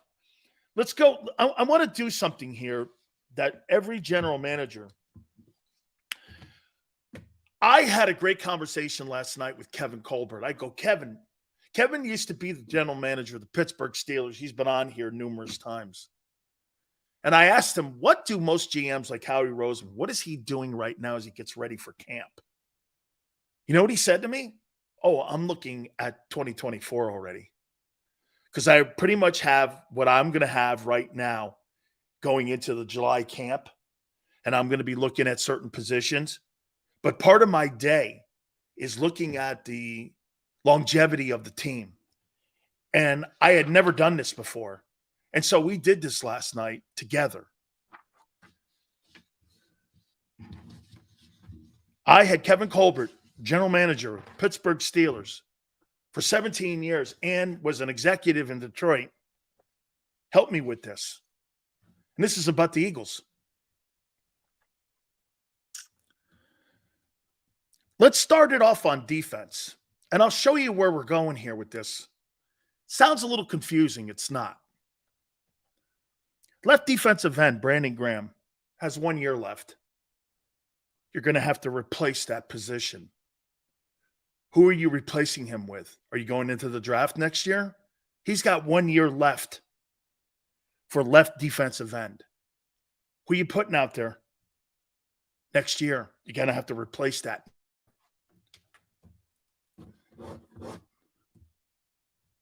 You got 1 year at that left defensive end position. Left DT position. Jordan Davis, he's either going to be a 3-year deal or a 3-year guy or a 10-year guy. It's still up in the air. So what you do is you circle this with a question mark. You don't know. That's why they drafted multiple D tackles in consecutive drafts. You either got a 3-year guy there, which means he's a bust, or you got a 10-year guy. Your right DT position, you got 1 year left. Fletcher Cox is gone. And we're waiting. There's no question mark on Carter. Not yet. We have to see him play. We don't know what we have yet. We're all assuming that he's going to be a star player. Okay. So Carter, no question mark. We have to wait and see. And Fletcher can man it this year, but he's gone. Josh Sweat. How many years do you think Josh Sweat has in the building at NovaCare? 8? I think Josh Sweat is a solidified right defensive end. I think the Eagles are pretty good at that position. I might even switch him over to left defensive end if he can play multiple ends, and I might even rotate him around. Okay? So Sweat, I love. I think he's got 8 years left of really great football. So to me, I'm really great with the right defensive end. Morrow, 1-year deal. If he makes the team, you'll have to replace that next year. Nakobe Dean, it's either a 1-year deal or an 8-year career. Question mark. You don't know. Big time question mark so far at your left defensive tackle position and your middle linebacker. Wow. Right up the heart of your team. Like John McMullen said, how he's looking at that right now. You either have a good player there at Nakobe Dean and a good player with Davis, or you got to go back into the draft in 2 years. And you bomb there. The future of your defense is truly riding on, or at least, how about this? The middle of your defense is riding on Dean and Davis to be productive. Because if they're not, you failed. You bombed. That's a question mark. It's either a 1-year career or an 8-year career. Yet to be determined. Question mark. Reddick. How many years do you think Reddick has left? How old is Reddick, by the way? How old is Hassan Reddick? I'm saying Reddick, how many? But you have like an outlier here. You have Nolan Smith that is waiting in the wings here. He's 28. I'd say production-wise, Reddick's probably got 3 great years left. So in 3 great years, you don't have to really do much. Entering his 2nd year of his 3-year deal with the Eagles, I would say this to you. If I see Reddick midway point and he's got 8 sacks, and he's got like something like 8 sacks, in my opinion, I'm extending him a year. Maybe 2. I might extend him, restructure his contract, because he would have been awful productive. That would mean like, you're talking like 9, 20, 21, 22, 23. I mean, the guy would have 24 sacks in like a year and a half. I don't know. I'm going to extend that. Not going to go crazy extending it because he'll be 31 at the end of the deal. But I think he's probably got, 3 great years left? How many years do you think Bradbury has left? What is he, like also 28? I would say Bradbury's got 3 years. You're going to have to replace your cornerback. Probably in 3 years. Maybe 2. Especially with the money that we're talking about with Bradbury. Bradbury's 30. Wow, that's 2 years. In 2 years, this year and maybe next year, you're going to have to replace this guy. You're going to have to replace these corners. Slay's got 1 year. He ain't playing. How many people really believe Slay will be on his football team next year? I do not. Okay? So in the next 2 years, you're going to have to replace both corners. I mean, this is quite a little job coming up here. Howie's going to Howie's got a lot of work to do here. Okay? A lot of work to do. Blankenship. That's a 1-year deal, man. I don't think he's a player. I think he's okay. I don't think he's really good. I think he's okay. I think he makes spot plays. He makes flash plays. He's somebody that is very replaceable, and I'm looking to upgrade my team on. Now, look, you can't have superstars at every position. John's right. Blankenship, though, I'm replacing that guy as fast as I can. Now, look, you got Sidney Brown back there. The kid Edmonds. The kid Edmonds is either going to play 1 year or 2 years here. He ain't playing more than 3. You got that kid Brown back there. You're hoping Brown wins the job. And you're hoping Brown gets one of those safety jobs, takes the job from Blankenship. That's what I'm hoping, because I want to get rid of Blankenship. I don't think he's very good. I think he's okay. So at the end of the day, in the next 2 years, you're going to have to replace both corners. This is what Howie's doing right now. Kevin Colbert and I were talking. I mean, you're going to have to replace both corners. Probably both safeties, but you got Brown in the draft. Your linebacking core, depending on what Dean does, you're going to replace everyone there in the next year. Reddick's there probably 2 more years, 3 more years. Sweat's solidified on defense. I think he's an 8-year guy. Fletcher's out. Carter hopefully steps in for him. Davis, either a 3-year career or 10-year career. And Graham's gone. There's a lot of work to do in the offseason on this defense. More work to do this coming offseason than what Howie did this year. And you're going to get a lot younger and a lot less experienced next year. There's a lot of work to do. And that's why they're drafting on that side of the ball so heavily, because they know what's coming. They have a lot of high-priced guys on that offensive side, and they've got a lot of nickel and dime guys on this defensive side, and they're getting away with it. Something Hugh Douglas says all the time. I'm not so sure you have to have a superstar defense any longer in the NFL to win. Okay? I'm not so sure. A.J. Brown is older than Jason Peters. A.J. Brown's 25 years old. Let's go to the offense now. Quarterback, Jalen Hurts. Here's Tone. You're so right. Howie is taking as many shots on defense in the draft as he can to prepare for what's to come. Oh, my God. Look at that. Graham will be replaced. Fletcher will be replaced. Morrow will be replaced. Dean possibly could be replaced. Both corners will be replaced. Safety, one of the safeties will be replaced. You got a lot of work to do in the offseason. Got to have a great year. Got to have a great year. And you're not deep. So what you're looking at right now, you're pretty old in some of the key positions and underperforming in some of them. Corners are great, but they're old. What happens when you're old in the NFL? You make too much money. You can't have two 32-year-old cornerbacks on your team making $15 million playing center field for you when your linebacking core is atrocious and you have no depth. Do you understand why you have no depth on defense? Is because you're paying your offense. You got a couple key positions, your corner, your edge rusher. You gave Fletcher 10. Hassan makes 15. There's not a lot of money spent on this side of the ball.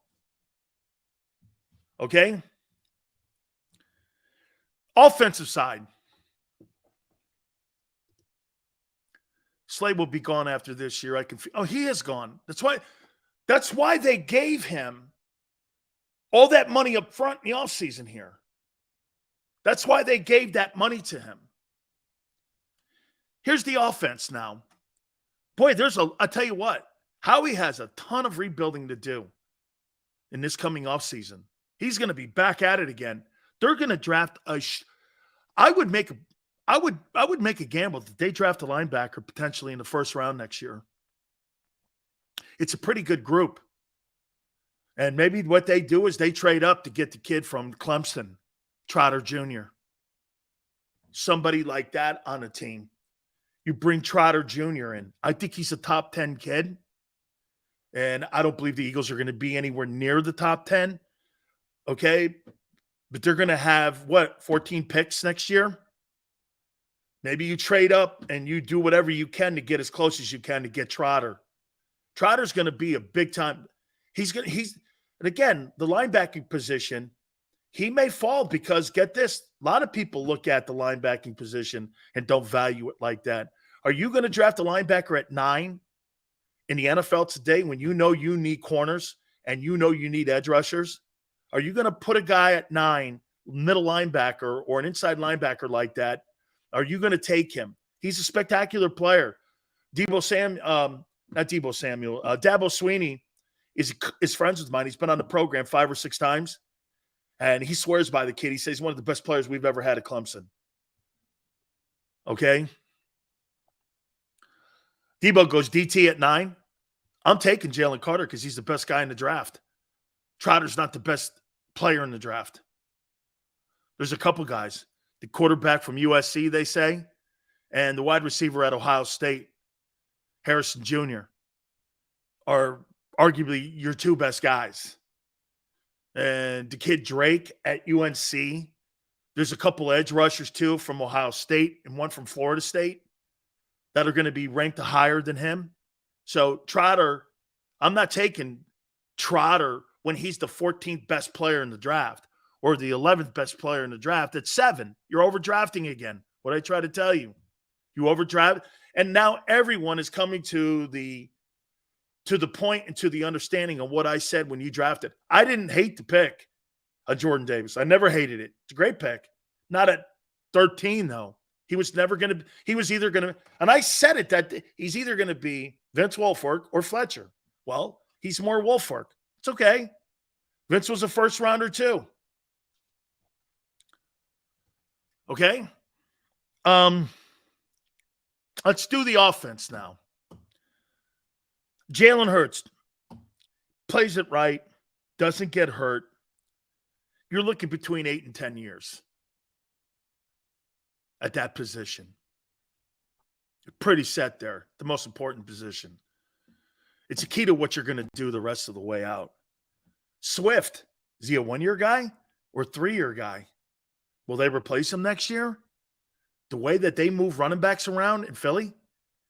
Why would I believe that DeAndre Swift is going to be a guy that will be here 2-3 years? Why? Why would I believe that? If they don't value the position and his contract is up at the end of the year and he has a great year, they just went through that with Miles. Swift's deal's up this year at the end of the season. Why would they give him a contract? Because he had a good year? Well, the guy in Carolina had a spectacular year. Had one of the best years in Eagle history running the ball. They didn't give him 7. What would make you think they're going to keep Swift? He's going to want money, especially if he has a great year. Are you replacing him? Probably. A.J. Brown. How many years do you think A.J. Brown has as an Eagle left? 3? He's 25. That'd be 28. You're going to pay a 28-year-old guy $30 million to play wide receiver? Especially if Devontae continues to grow. Why would I pay A.J. Brown? So I'm going to pay him $30 million at 28. Right? Devontae continues to get better. Still on a rookie deal. Then you take that $20 million and you slide it over to Smith. You're not going to have, when his contract is up 24, what, do you think you're going to have 2 $30 million wide receivers?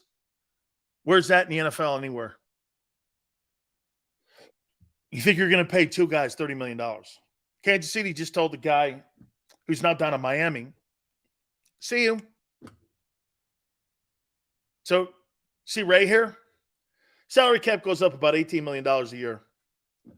Ray thinks that you're going to have a $52 million quarterback and 2 dudes making $60 million combined.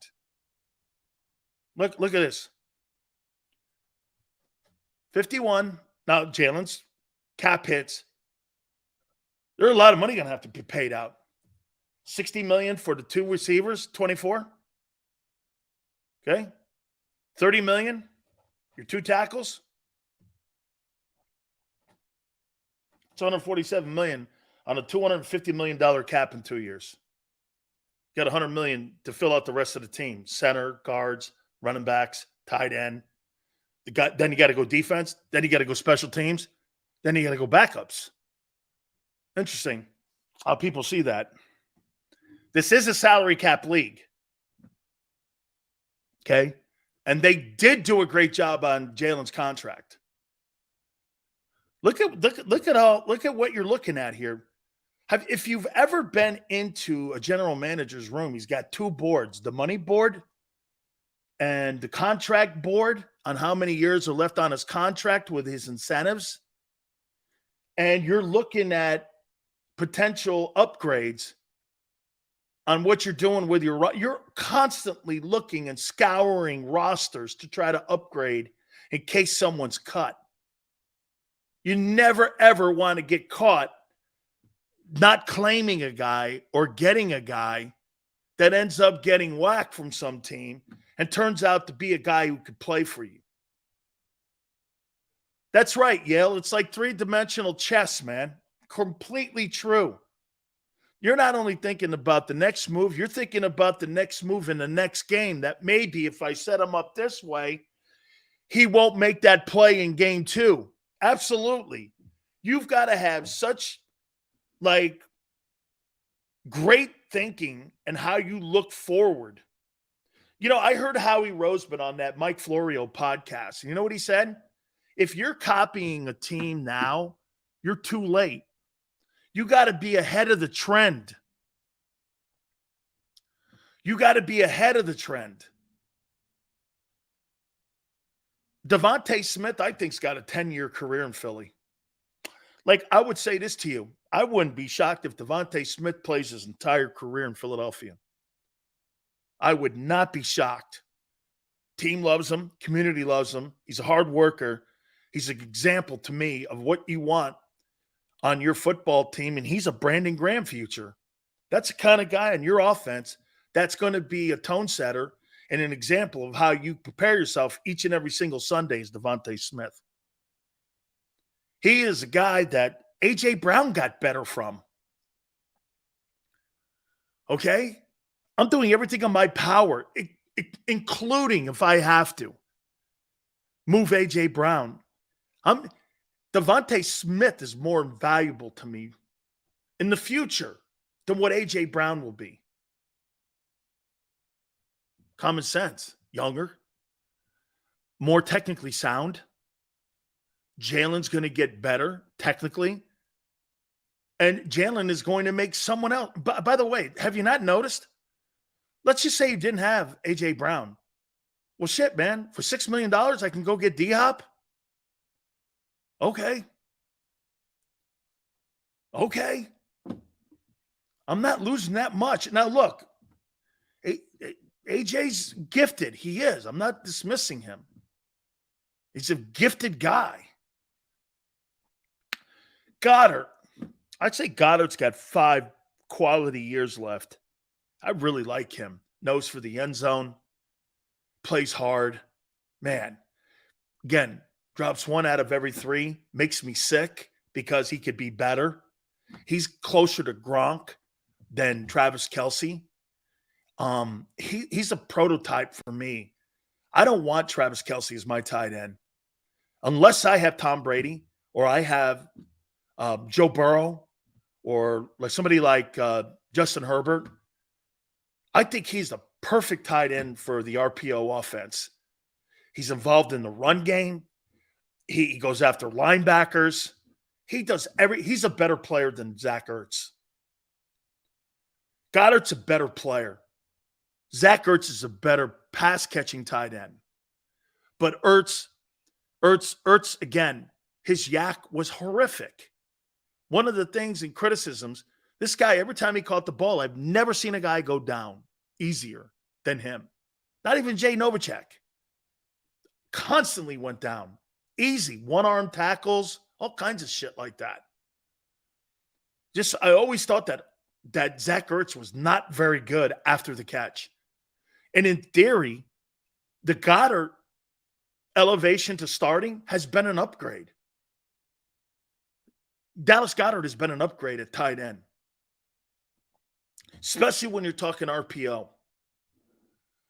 Okay? Especially when we're talking the RPO style. Now, if they get away from that, look, see, to me, Travis Kelce is going to be classified as a tight end.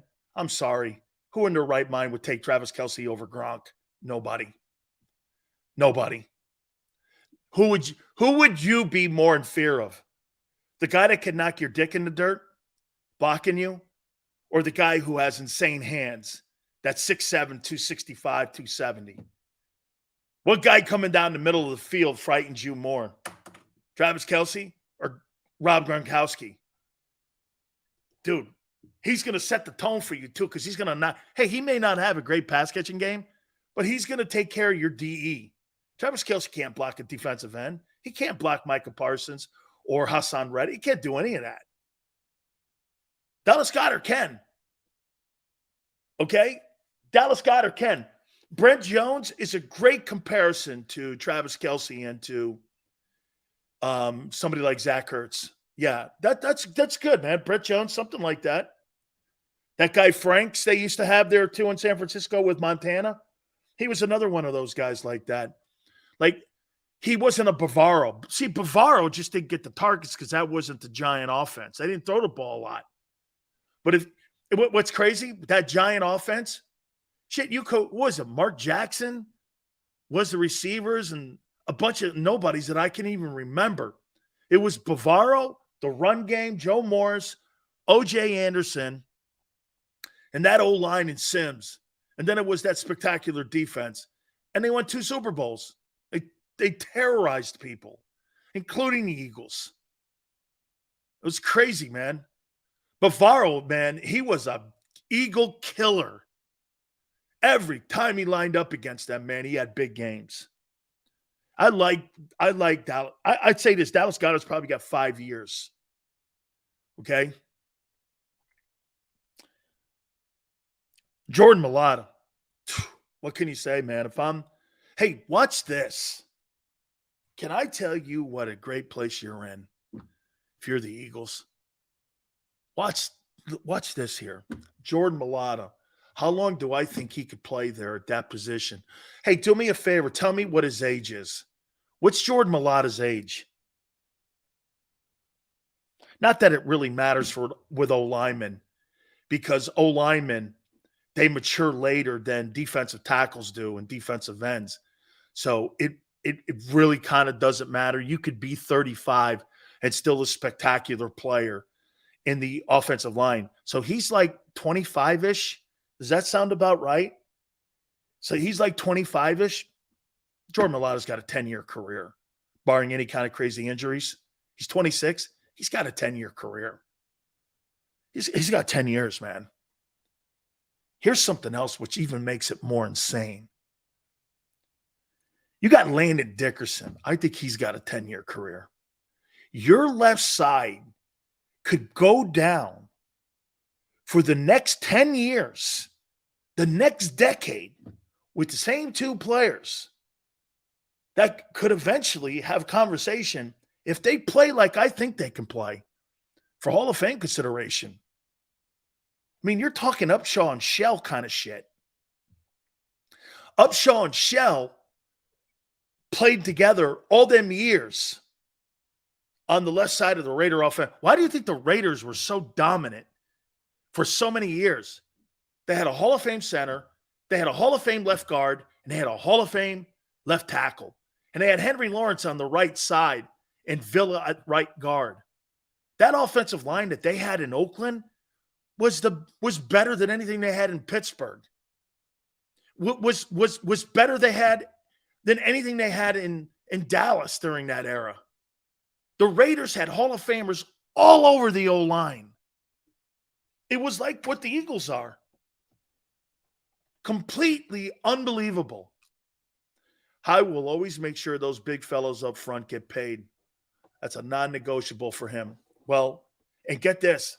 That's not just words what Tone's saying. This is reality. You got 2 guys that could play 10 years on your blind side of your quarterback. One thing is for sure, you'll never have a left-handed quarterback in the building. That left side, there's not a team in the NFL right now that could say that they got 2 guys that could play the next decade. Think about that. Till the year 2033, you'd be talking about replacing these guys. It's crazy. Kelsey, 1 year, he's done. Hey, whether you think Juergens just slides in, it's not the point. You're replacing him. So you got to replace the center and hope you hit. Let me say something about playing center. You know what they're going to do to Cam Juergens when he gets that job? They're going to put a nose right on him, and we're going to find out if he can play it. I don't know he can play. I have no idea. He looks the role. We'll see. We shall see. You think you're going to go from one Hall of Fame center to another? You're out of your tree. How many centers have made the Hall of Fame in the last 20 years? 2? 1? Kevin Mawai and who? Can you name me another center in the last 20 years that made the Hall of Fame? It's one of the hardest positions. Who? Let me see.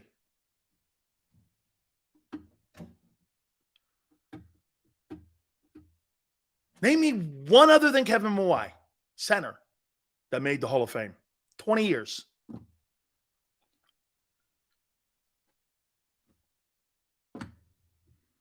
It's not that easy to replace a guy that's been a fixture in your building. Okay? It's not that easy. So, and now, if you're moving Juergens over, is Jeff Saturday a Hall of Famer? Is he? Jeff Saturday's a Hall of Famer? Because I don't think he is. If he is, I said 20 years. Mike Webster, okay, retired before that. Joshua, because he played with Manning, he might be. I don't know. But I don't ever remember debating Jeff Saturday. So now you're going to have to replace the right guard next year too, right? So next year you got to replace your center and right guard. Whew. Okay, so in your O-line, how many years do you think Lane Johnson has? 3? 2? I say Lane Johnson has 2 years left. So after this year, Howie Roseman's got to replace his entire, or almost 3/4 of his entire right side of his O-line. You draft a kid from Alabama, you're praying he steps into, but he's not really a tackle. Isn't he kind of in the room to kind of take Lane's job? Okay. Once again, Danny, 20 years. I know centers who are in the Hall of Fame. Okay. And Dwight had his career cut short because of a cheap shot back in the 90s. So they got to replace pretty much in the next 3 years the entire right side of their offensive line. That's why you got Jeff Stoutland in the building. Absolutely. I completely agree. In the next 3 years, you'll replace your center, right guard, and your right tackle. So what do you think your Hall of Fame, or what do you think your Super Bowl window is? This is going to be a different team in 3 years. A lot younger. Right side's different. Your left side is spectacular. And you got to put this into consideration. So your entire left side will have Goddard, Mulata, and Dickerson. Whew, man. Got to replace your running back. 2 years, you'll replace A.J. Brown. You're probably going to replace your running back. And you got Hurts for 10 years. There's a lot of work to do. There's more work to do this coming off season. I didn't realize that. There's a lot of work to do, man. In the next 2 years, this football team will be completely different. You'll have new safeties, new corners. Probably an entirely new linebacking room. Reddick will be around. Sweat will be around. Carter and Davis will be around, and that's it. On offense, you'll have Hurts, Devontae, Goddard,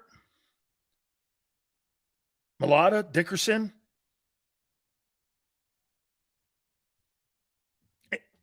Lane, I'm assuming. You're going to lose a lot of experience in the next 2 years. So Howie's looking at that now. That's why you've been loaded up heavy in the draft on that side of the ball. See, and I'm 12 draft choices next year. This is why he's doing it. The reason that those compensation picks, this is so well designed by him. Look at all these moves that they got to make in the next 2 years. And with the picks that they have coming up, they're going to need all these picks. Personally, they're going to need them all because you got to replace them. And by the way, I'm not saying they can't because they have. Okay? This is not a conversation. No, they have. They've done it. Okay? It's not a rip. It's not a rip. All right. We are going to look at the divisions 1 month out from the start of training camp. I mean, we're just about a month out because the Hall of Fame guys get to go to practice early for the Hall of Fame game this year. We're going to look at the divisions, AFC, NFC. I'm going to tell you my playoff teams. I've changed some things around a bit, especially in lieu of free agency. So hit the like button. Hour number 3 coming up. Keep it here on the National Football Show.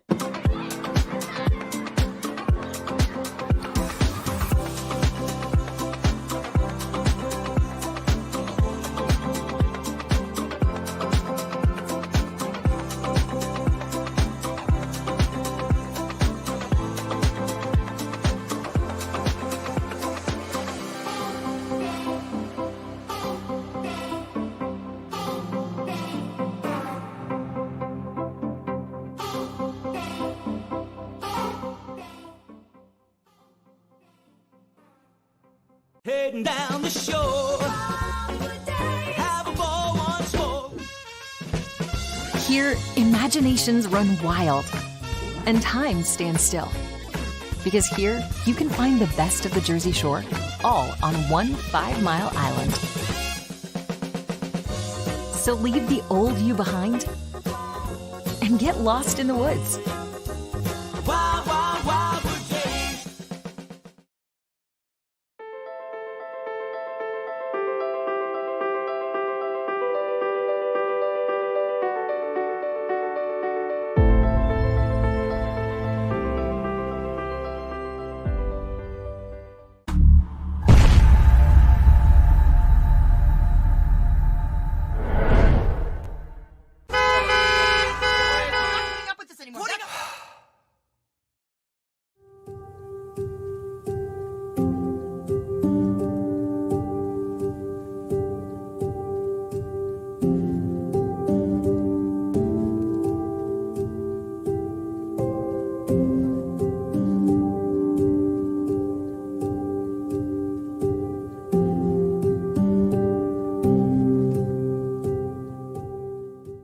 Score and save in southeastern PA and Delaware with Colony Pools this football season, and let the experts close your pool with a custom Merlin safety cover in green for the birds. And if you join our Winter Watch team, we'll give you another 20% off, and Colony Pools will handle it all. Keep your tiles on your pool, not in your pool. Fly with Colony right now, birds fans. Visit flywithcolony.com. Hi everybody, my name's Jason Lombardi. I'm an inspector at DryTech. At DryTech we offer 3 major services, the first one being basement waterproofing. The second service we offer is foundation and structural repairs. And then the third service that we offer is mold remediation. If you feel you are having a waterproofing issue, give DryTech a call or check us out online.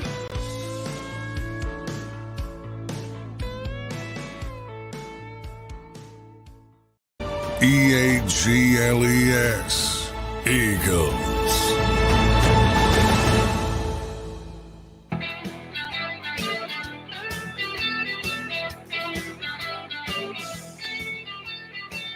Deion Sanders has put 46 different players in the transfer portal. Good for him. Get rid of them bums. Yeah, but those are kids. I don't care. I don't care. It's about the program. It's not about you. Those aren't my kids. Don't you think you should treat? No. I don't give a shit about them. Okay? If you wanted someone else, go find someone else. The reason you're 1-11 is because of that lame-ass, woke-ass mentality that you think the world is fair. We're trying to win ball games there. That's right, Tone. Dude, what's wrong with you? Crazy. You're 1-11 because you have that soft-ass mentality. Put 46 kids, and then you got coaches around the country going, this guy's the worst thing in the world for college football. Would you be saying that if he was a white coach? Be careful. So Deion, you thought Deion is going to come in. He probably cut the majority of those kids were black.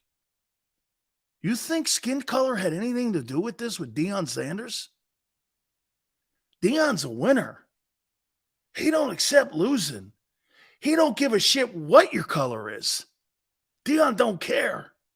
It's about winning games. How many black kids do you think he cut in Colorado?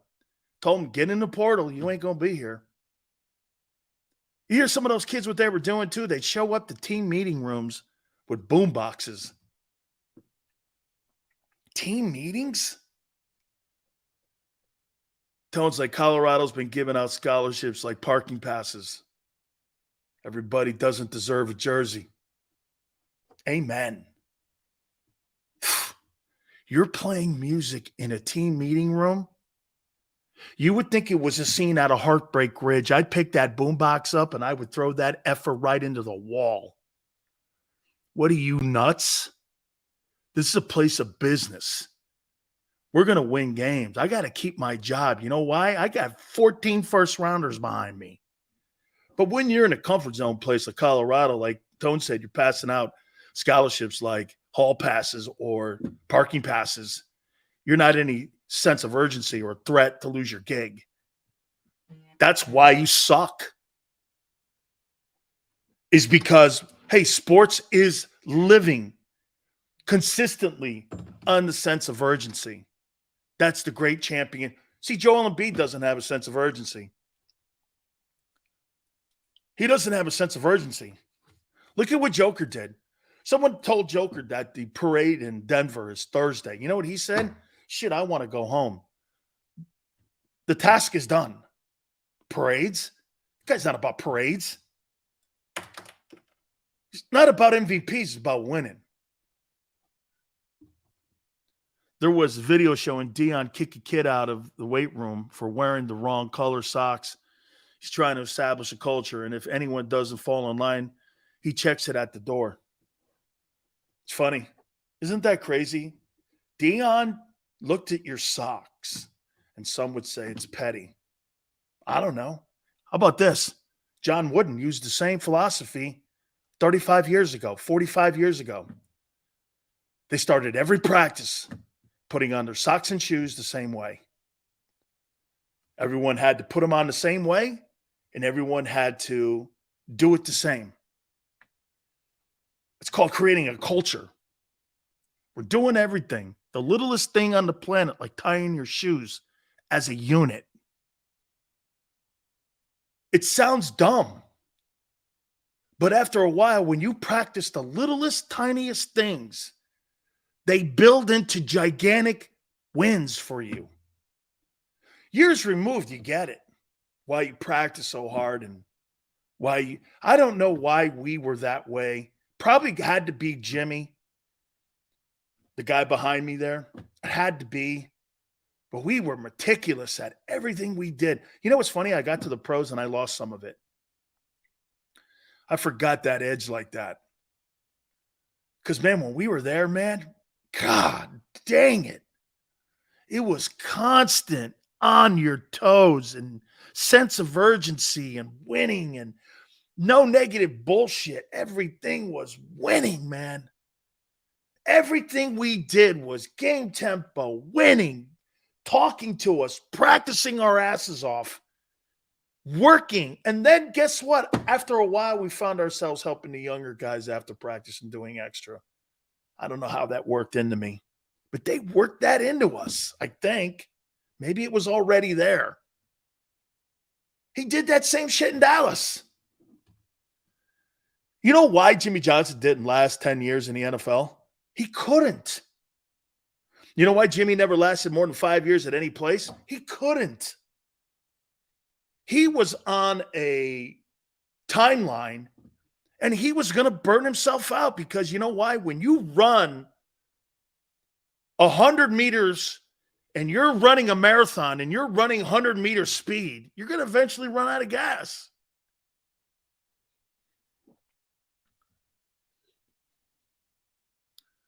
Barbara, there's a highlight reel of my highlights from the University of Miami. I'll tell you what, Barbara. Tell me what you think when you see the highlight reel. Right now, and so you know, Barbara, I can't jump over a stack of quarters right now, okay? Big Sills ain't that. I don't know. Hey, I don't know what's happened. I'm just going to hook you up as you get older. Tone, I'm going to hook you up. I've lost every single bit of my athleticism. I don't know where it went. I am no longer an athlete. I have fallen down a few times. I have no idea, okay? I have no idea, okay? But I don't know, but all my athleticism has left me. Okay? Still is murking people in that title game. Need to swim, Dan. Hey, Forte, probably so, man. Okay, probably so. Fly goes like this. I seen it, Sills, was good. Hey, and by the way, so you know, Fly, Jerome was next to me. You should see his highlight reel. Hey, Fly, you think my highlight reel was good? You should have seen Jerome's highlight reel. How you doing? So can you imagine you had both those guys with those kind of highlights playing at one time? Not many people beat us, dude. It wasn't very easy to play like that. By the way, real quick before I get into, we're going to look at all the divisions. You hear what Baltimore's doing now. The Baltimore Ravens are copying the Philadelphia Eagles offense. They're copying the offense. And they're trying to implement the RPO offense in Baltimore. Good. I want Lamar to be good. Okay? I want him to be good. That's a smart thing. They should be doing that in Chicago. You see Eagles getting away. Because I would go like this. Watch this. Hey, man. What they're doing, look at what they did with Jalen Hurts with that RPO. They took all the progression reading out, and they just let your guy make decisions. Actually, I think it's almost harder what Jalen's doing than being a progression reader. I think there's difficulty in that system as much as they're in the system that Joe Burrow runs. Okay? I think there's just as much. But you have to be I think you actually have to be a quicker thinker in Jalen's offense than you do in Joe Burrow's or Patrick Mahomes' offense. I think you've got to be a better decision maker. How crazy is that? I'm coming around to it. Okay? I'm coming around to it. All right. I want to go down to the divisions here as we're a month out from the start of training camp. And I'm going to start this thing in the AFC. And I've circled my teams that are going to be playoff, wild card, division winners. I do not subscribe to what the people at CBS subscribe to. So this is big sales here. Let's start East. Boy, a lot of noise coming out of Buffalo. Could the Jets take that division? There's noise there too, but there's different noise in New York. There's actually an ego with the Jets. I'm telling you, man, I think the Jets are going to threaten the Bills. I think they're going to win some games. I could see the Jets beating the Bills this year. And I could see that Buffalo right now, in my opinion, I think Buffalo is a little bit kind of in that doorway where you're either going to have a great year or you're going to have a declining year. You see, there's shit talking going on in New York with the Jets. That's not bad. When's the last time the Jets? People are going Super Bowl. Okay, hey, that's great. That's the kind of talk that's going. You know what's going on in Buffalo? I hate the play calling.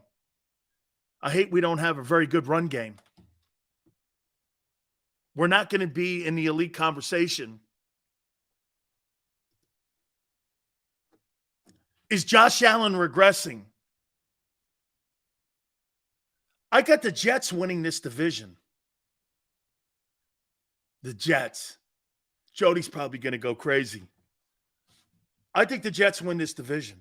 I think they upset the Bills and win the division. I think they're talented everywhere. I think they got the best. How about this? They got the best corner and cornerback in the division. What about Josh Allen? Well, I don't know. If I had to take both quarterbacks who have not been superstars in the postseason, Rodgers at least won a Super Bowl. I'm taking the Jets to win the division. Got the Bills making the playoffs, coming in second. I got the Patriots third, and I got the Dolphins fourth. That's not bad in this division. The Dolphins could be 9-8. I got a feeling this is going to be a very, very, very tight division. Again, you could have every team in that division over 500 this year. Dude, I'm with you, Yale. I think it's a bad sign that you got your star receiver at a mandatory minicamp talking shit to your coaches, and he makes $24 million a year. I don't get it. Communication issues? What the hell does that mean? I thought they resolved those things 3 years ago. Doesn't seem it. And now you got the guy pulling the same shit he did when he was in Minnesota. That's noise you don't want. The Jets have euphoric. There's optimism. They're talking like Super Bowl. Man, if they kick the tires and get Dalvin Cook back there too, so Aaron Rodgers would have Dalvin Cook, that receiving core, and Sauce on the other side, a good-looking defensive front, Jets would be formidable. They'd be formidable, dude. AFC North. So, again, Jets and Bills, and the Jets winning the division. I got an upset there. AFC North. I got the Bengals winning it. I got the Ravens making the playoffs. I think they're going to have a bounce-back year, and I think Lamar's going to have a great year. I got the Steelers third, and there is going to be enormous heat in Cleveland with Deshaun Watson and that contract, because I think they're going to finish fourth in a very good division. That is, hey, if you're not winning the division with a $230 million guaranteed deal, anything short of a division title is a massive failure. They got to figure it out. Hey, do I think the Browns could win this division? I want to see him bounce back. I want to see him bounce back. He could. He could look like Houston Deshaun again. And that would be scary and great for the division and great, again, it'd be incredible for the conference. Deshaun Watson looked like he did 4 years ago in Houston. You'd have another guy in the AFC to worry about. Man, that's an all. Get this. We're talking shit on Deshaun Watson, and he's one of the better guys in the league. That's a scary conference. AFC South, the Jags. Plus, they get Ridley now. They win that division. I think the Texans. I think they move ahead of the Titans. Now, that is all pre-DeAndre Hopkins. I don't know what D-Hop would bring to that offense. But I got the Texans.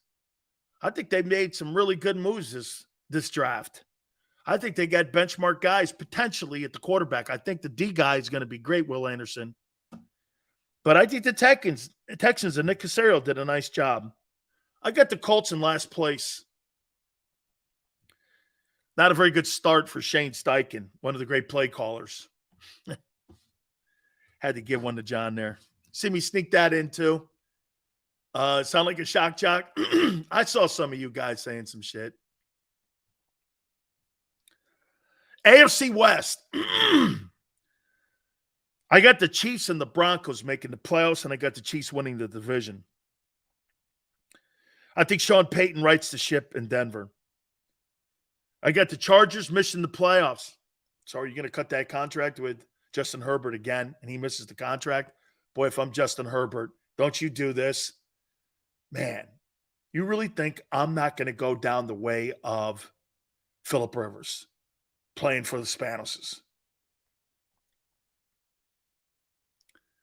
You wasted Phillip Rivers' career. You messed up on Drew Brees' career.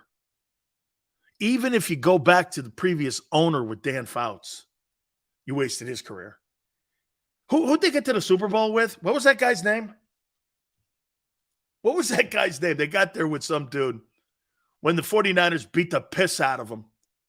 What was that quarterback's name? Sam? Is it Sam? What was the quarterback that took him to the Super Bowl in the 49ers? Stan Humphries, baby. So you had Phillip Rivers, Drew Brees. Now you got Justin Herbert and you had Dan Fouts, and you got to the Super Bowl with Stan Humphries. Stan Humphries. Okay. Oh, man.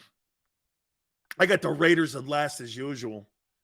If I'm the NFL, man, how long is it before you start to do something to try to force Mark Davis to make the sell of the team and get him out of there? Dude, the Raiders are going no place. It's terribly run. They got a lot of money now. Mark Davis doesn't know what he's doing. What are you doing with the Raiders? What a lost franchise. Man, I get that the Steinbrenners were not their dad, or that Jeannie Buss is not Dr. Buss, but shit, at least they won titles. Right? I mean, the apple was so far thrown from the tree here. Hey, I just don't see it, man. Uncle Fester, man, Uncle Fester's not doing it for me with the Raiders. Hockey team now just wins the Stanley Cup. You got a baseball team. Hey, you got to love what the A's are doing. How about the A's situation, too? Real quick before I move on here to the NFC. How about the A's? So the A's were the tenant in the building at the Oakland Coliseum, right? And they talked all this trash on the Raiders. Oh, man, we're Oakland's team. We're this and that. Okay? Right. Hey, the Raiders suck. They're no good. Yesterday, they got approved for their move to Las Vegas. They'll probably play somewhere near UNLV. They're moving to Vegas. Now you're going to take the entire sporting community away because the Golden State Warriors, that's on city officials too, by the way. The Golden State Warriors said, I'm out of here. Not staying in Oakland. Oakland city officials. You want to blame the A's and you want to blame the Raiders. Sure, okay. Guys lied. They sure did. Since when don't team owners lie? But the city officials, just think about it for a second here in California. They lost the Chargers in San Diego. Stan Kroenke had to build his own building to move the Rams from St. Louis. They didn't help with bonds or nothing. Stan wrote Walmart money. He completely 100% financed that with the NFL's help. Los Angeles didn't help him. He funded that. The 49ers, right, Niner? The 49ers got kicked out of San Francisco. As cold as that place was, Candlestick Point, it's still one of the greatest. Let me tell you something. When you come off SFO and you go by Candlestick Park back in the day, it was pretty cool. Even though it was a rundown building. That was a really cool spot to have a football game, was Candlestick Point. Okay? Shit, man. They should have did something with Kezar Stadium to keep the team in town. Now, get this. They're like 1,000 miles in Santa Clara out of the city limits. They're not really San Francisco's team. They're south of Oakland. They're like in Oakland Raider country. I mean, they're not San Francisco's team anymore. You lost that in complete vibe. So my point is, California keeping sports teams never happened. Highest taxes in the country. City officials suck everywhere up and down the state. Homeless is through the roof. You're going to build stadiums for baseball and football teams? Not likely. Not with Gavin Newsom as your governor. You think they give a shit about sports teams in California? They barely care about the citizens that make the state great.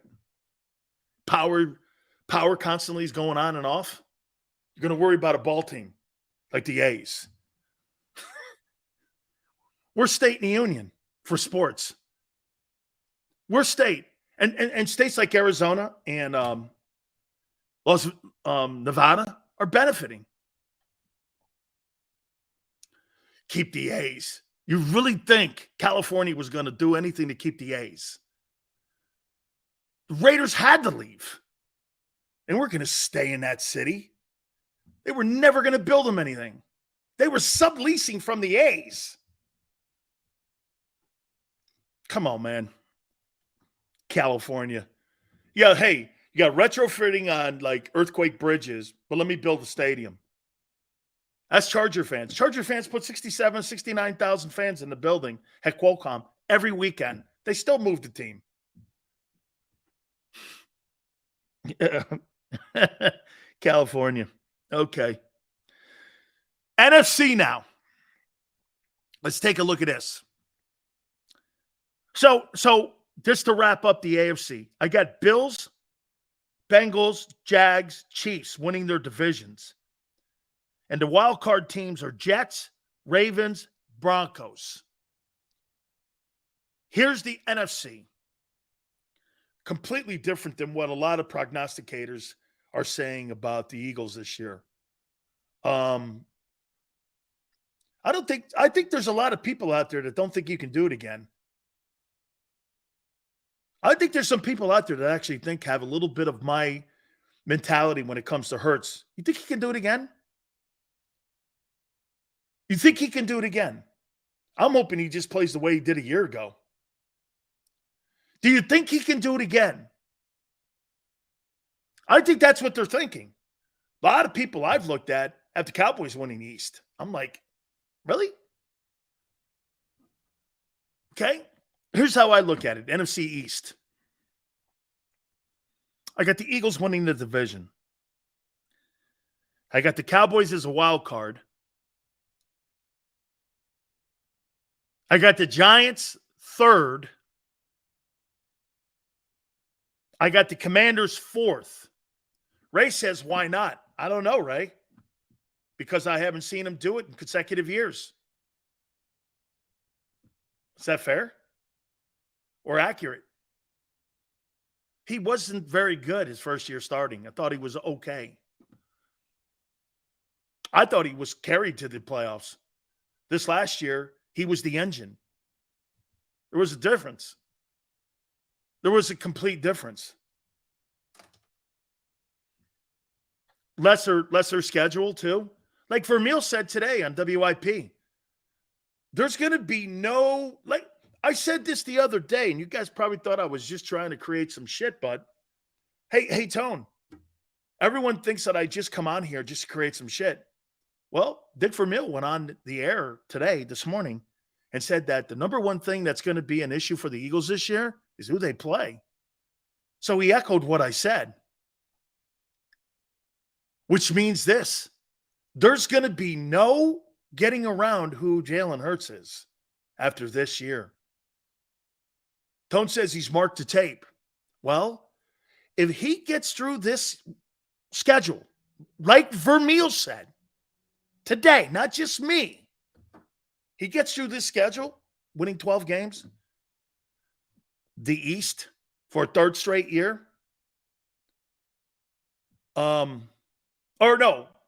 For a second straight year, playoffs 3 straight years, and they get home field, there's going to be very little to debate any longer on where his place is and how you look at him. And all those things that happened to him at Alabama and his draft and all this other stuff is erased, like Brady's was erased. You understand that even when Brady won his first Super Bowl, there was still that 6th round stigma on that out there on him. Can he do it again? All that went away after he won the Super Bowl and then started playing the way no one even brings up the point any longer that Brady was a 6th rounder because it's irrelevant. Jalen Hurts this year can make that irrelevant now, his college career in a way. His journey's a movie, but he can make what happened to him at Alabama go away because then it'll go just like Hassan Reddick. Well, Arizona Cardinals and the Carolina Panthers couldn't figure it out. I was always this player. He's right. He's right. 3 teams, 3 years. What happened? We're always first to say it's the player. I said it too. Wasn't the player. It was how the player's being used. Hassan Reddick finally fit into a place that he fit into. Doesn't it show you how certain places, no matter how talented you are, you could go to a place and it just doesn't work? I mean, it just doesn't work. Look at Kevin Durant. How could a guy that talented like Kevin Durant go to places and it just not work? How's that possible? I mean, he's one of the greatest shooting people of all time. He's a better Kevin McHale. How is it possible he's not winning championships in multiple places like LeBron? I don't know. I can't get that. It doesn't make sense. So I got in the East. Once again, Eagles win the division, Cowboys, Giants, Commanders. In the NFC North, I got the Lions winning the division. I think this is going to be a pretty good battle back and forth between the Vikings and the Lions. By the way, one more thing on Stephon Diggs. We kind of broached this a little bit in the first hour. I have never at any time in the years that Justin Jefferson has been in Minnesota heard Justin Jefferson say one thing negative about the offense, even when he had Mike Zimmer or Kirk Cousins. I have heard Stephon Diggs bitch about his quarterback in both places and the offensive approach in both places. And Justin Jefferson is on a historic roll with Kirk Cousins. Are there better quarterbacks in the NFL than Kirk Cousins? Obviously. But you got a guy catching footballs and putting yards up, no matter who the guy is. That is the guy you want in your building. That is an absolute professional. I love the fact Jefferson makes Diggs look stupid. It makes him look stupid. I don't know about you, but if I'm Justin Jefferson and my quarterback's Kirk Cousins and we shit the bed in major games and in big games, I'm stunned he hasn't said anything. I'm stunned he hasn't gone more overboard, but he hasn't. And this is an LSU guy. They're known for being big mouths. No way, man. He's doing his job. He's going to make $30 million. Get this. He showed up to training camp or mini camp today. He showed up to mandatory mini camp, Justin Jefferson, without a contract. He's coming into his final deal, and the Vikings are working on a deal. He's going to get $30 million. That's how you get $30 million. You show up to OTAs. Why wouldn't you? When you want that kind of money, why would you hold out? Look, if you're sitting around and it's $1 million, $1.5 million, I guess so. But you're talking about $30 million deal with guarantees, and this is going to make you the highest paid position player in the league. Why would you not want to show the organization that you're all in with them that you'll do whatever it takes. Get an insurance policy. Who gives a shit? And go into OTAs showing that you're the guy. I would want to show management. For me, showing up to work every day, the reason you're going to pay me more is because I show up every day. I care about what I do, and I care about what we do. I think that's how you get more money. And I think the position players in the NFL have to go over and above that of the quarterbacks.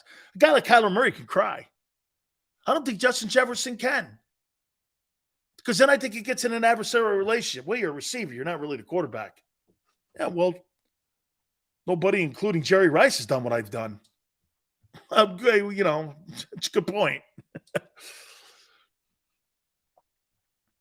Shit, man. The way this NFC North looks right now, would it be shocked if Dan Campbell wins the NFL Coach of the Year award? That's my candidate. My candidate in prediction to win the NFL Coach of the Year award is Dan Campbell. For the guy who was the knee eater and elbow eater and WWE head coach, I'm starting to like this guy. Okay? I'm starting to like this guy. I got the Bears third. I'm rooting for you, Justin. I'm rooting for you. Okay?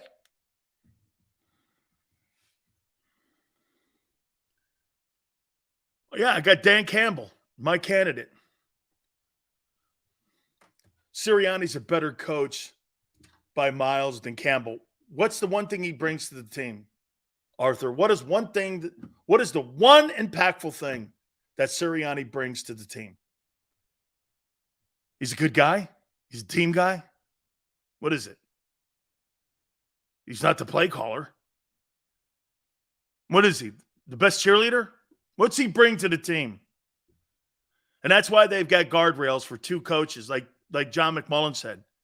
So Howie decided to hire watchdogs for his offensive coordinator and defensive coordinator because Sirianni's such a great coach. Spaghetti. 14 wins? Really? That's on him? I don't believe that's on him at all. He's the most expendable person in that locker room. And the Eagles prove that every, 6 years?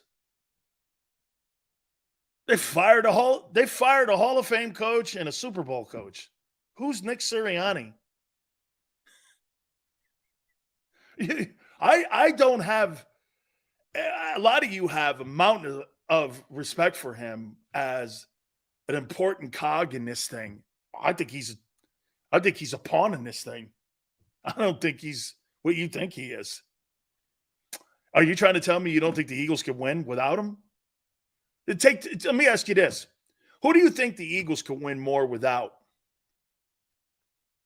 Jeff Stoutland or Nick Sirianni? Who's a more important coach? If you had to lose one or the other, who would you be willing to lose? I don't care what you say, Arthur. You fired all those coaches. I don't care what you say. He's not better than Doug Peterson. He plays the game better than Doug. And you fired Doug. You fired a better coach. If Doug Peterson's the head coach of the Super Bowl team, you win it.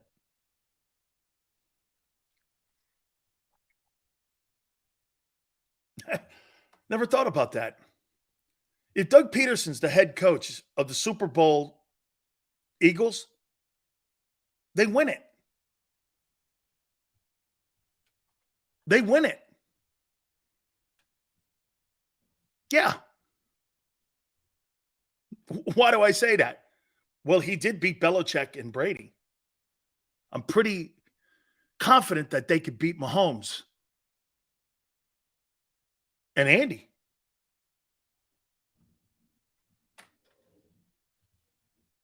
Sirianni beat Peterson last year with a reclamation project of the Jags, and he took the Jags to the division title after that nightmare of a year previous. Okay, you're right.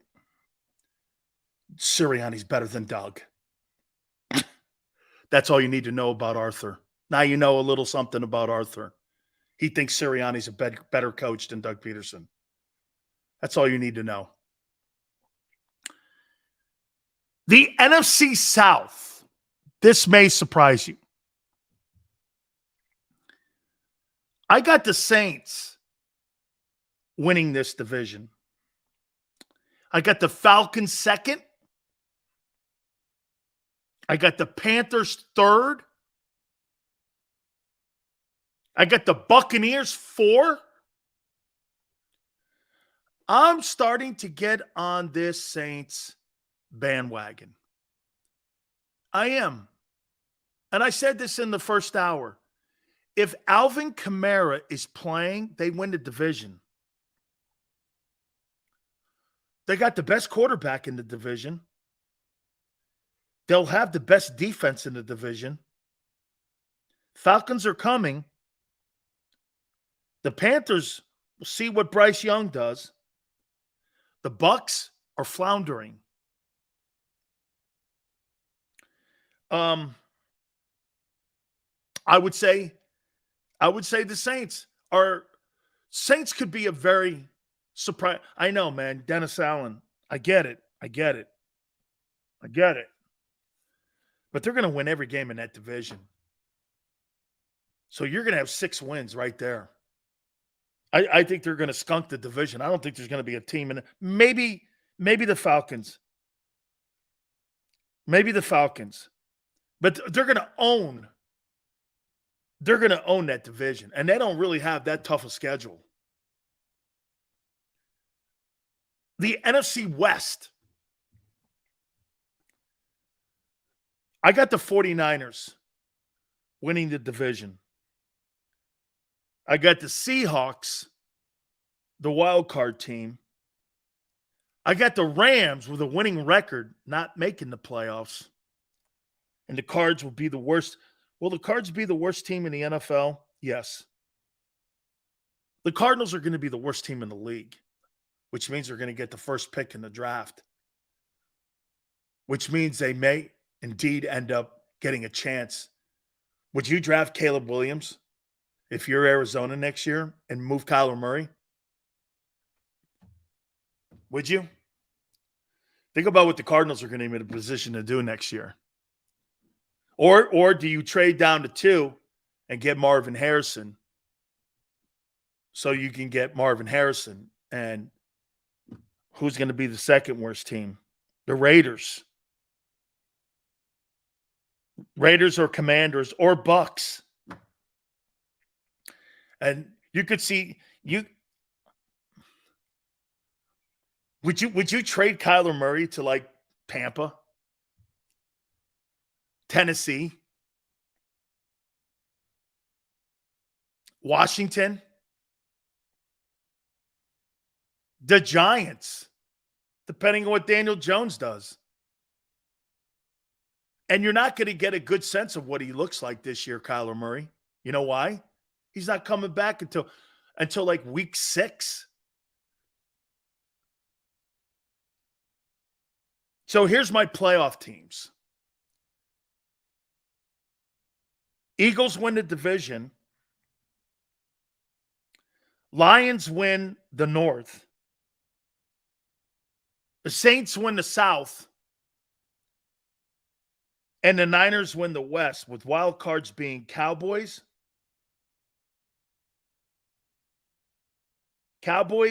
Vikings, and Seahawks. 1, 2. No, you can only get 3. Yeah. Seahawks, Cowboys, Vikings. Those will be the wild card teams. Yeah. 2 teams are going to come out of the North. 2 teams are going to come out of the West. And 2 are going to come out of the East. I'll tell you what, man. The Saints. Make sure you keep an eye on the Saints because I think the Saints are going to be big year for Geno. Yeah, we got to find out if he could do it again. Just like your boy Jalen Hurts. Tony says Washington is a clown show, but their potential to have a very dangerous coaching staff. Giants fall to 4, 7-10. Plus the fact they're playing like the same kind of schedule that the Eagles are playing. Absolutely. I'm with you. I think the love affair with Brian Dable, we're going to find out because you know why? I think you gambled wrong on Daniel Jones. I think you'll move off that. Well, they can't because now they put themselves in a position, at least for the next 2 years. Dude, the Giants, I think the Giants made a calculated mistake with Jones. And that's why Barkley's pissed off right now. All right. Hit the timeout or hit the like button, please. We're going to take a timeout. Keep it here on the National Football Show.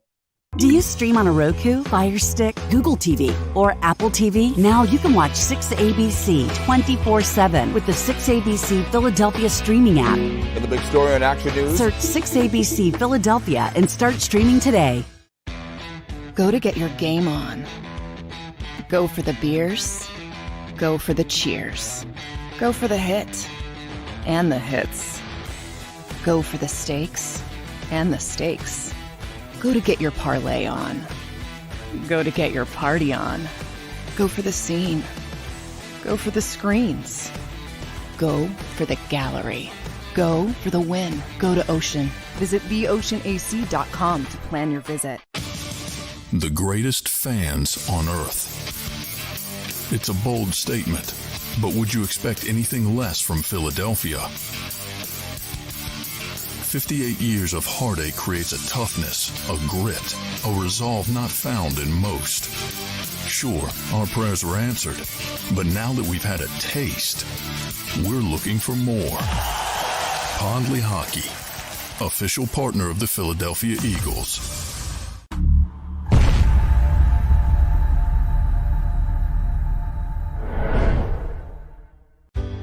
Go passionately. Go fearlessly. Go confidently. Go Birds! Go confidently towards your goals with First Trust, Philly's hometown bank for nearly 90 years, and the official bank of the Philadelphia Eagles. We're focused on getting you over the goal line. So go with conviction, go with trust, Go Birds! and go forward with us by your side. First Trust Bank, the official bank of Philadelphia dreams.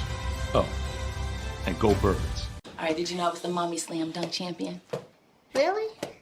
Yes, really don't sound so surprised. Let's see it. Oh, you're ready. All right, here we go. Let's hear the crowd. So go to right, I go to left, fake a mom. Mama, go up, mama!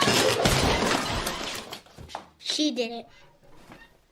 Again? You can't avoid gravity, but United Healthcare can help you avoid financial surprises by helping you compare costs and doctor quality ratings.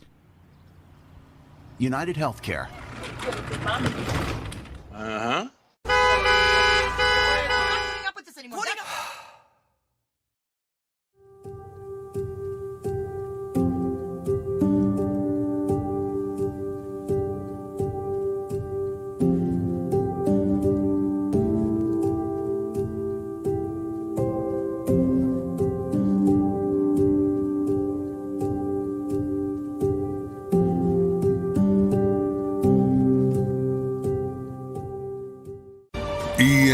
EAGLES, Eagles.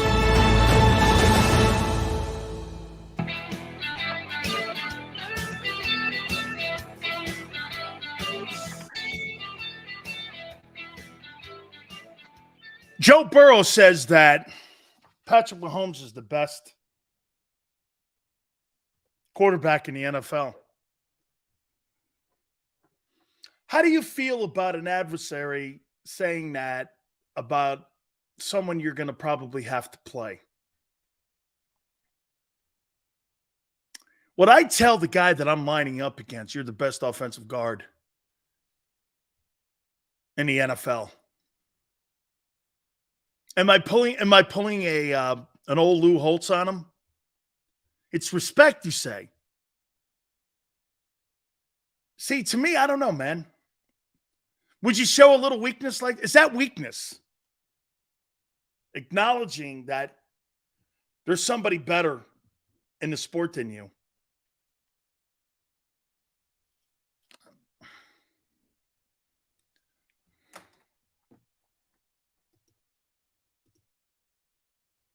Game recognizes games, plus it's not like he actually plays against them. Burrow plays the cheap. Okay. That's an intelligent way of looking at it. Okay. It's kind of like this.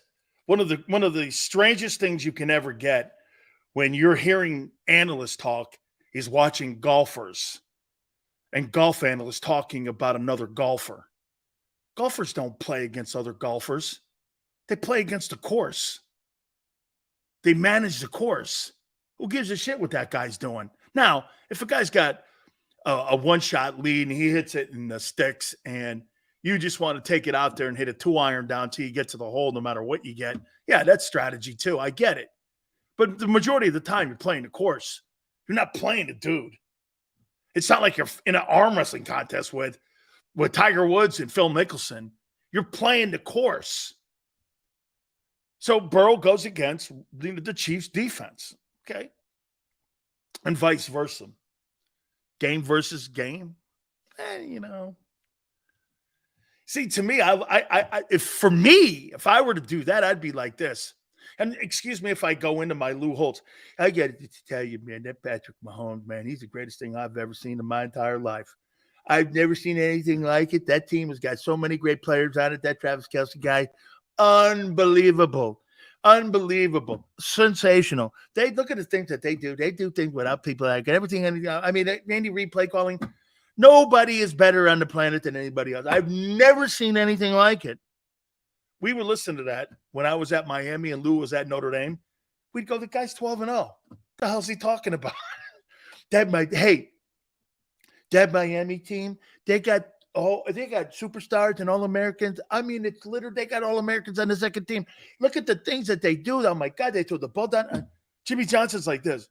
The guy is 7-0. What the hell's he talking about? He's undefeated. He just beat Penn State. And right? Hey, you ever notice that Lou Holtz sounds like Elmer Fudd? I got to tell you, man, I've never seen Notre Dame. The nuns in the sisters, our party, and he with what unbelievable in Root Rodney, and all the guys that you got with Root Rodney is unbelievable. It's a I've never seen anything like it. Greatest thing I've ever seen in my life. You go there, you go to the you see the touchdown Jesus and everything, and the Notre Dame kid, they take a piece of grass and put it in my mouth and then take it. That guy had never seen anything like it. He said, no, the guy got the touchdown Jesus, and I tell you, the nuns, I love them. Well, not that way, but you know what I mean. I know someone would say, because I Donald Trump didn't it. Like, what the Oh, my God, man. Lou, man, I'll tell you, though, man, he's a pretty shifty guy. Every place he coached, when he left, they were on probation. You know that? William and Mary, Arkansas, South Carolina, Minnesota, Notre Dame. There wasn't a place he didn't coach in college that wasn't on probation the year after he left. I can't write that down. I don't tell you some things like that about me. I'm too stoned for this. Congratulations, James. Sorry about it, James. I'm sorry about that, Dad. Good to see you, I couldn't take it any longer. Dude. Well, hey, Lou, why'd you leave William and Mary? Well, there was just too many Marys and not enough Williams there at William and Mary. My favorite line. I howled when I heard that, actually. Somebody said, inspirational speaker. Yeah, they go, hey, Lou, you said you had a really great time at William and Mary. Why'd you leave? Well. There's just a little too many Marys and not enough Williams. I'm like, oh, okay.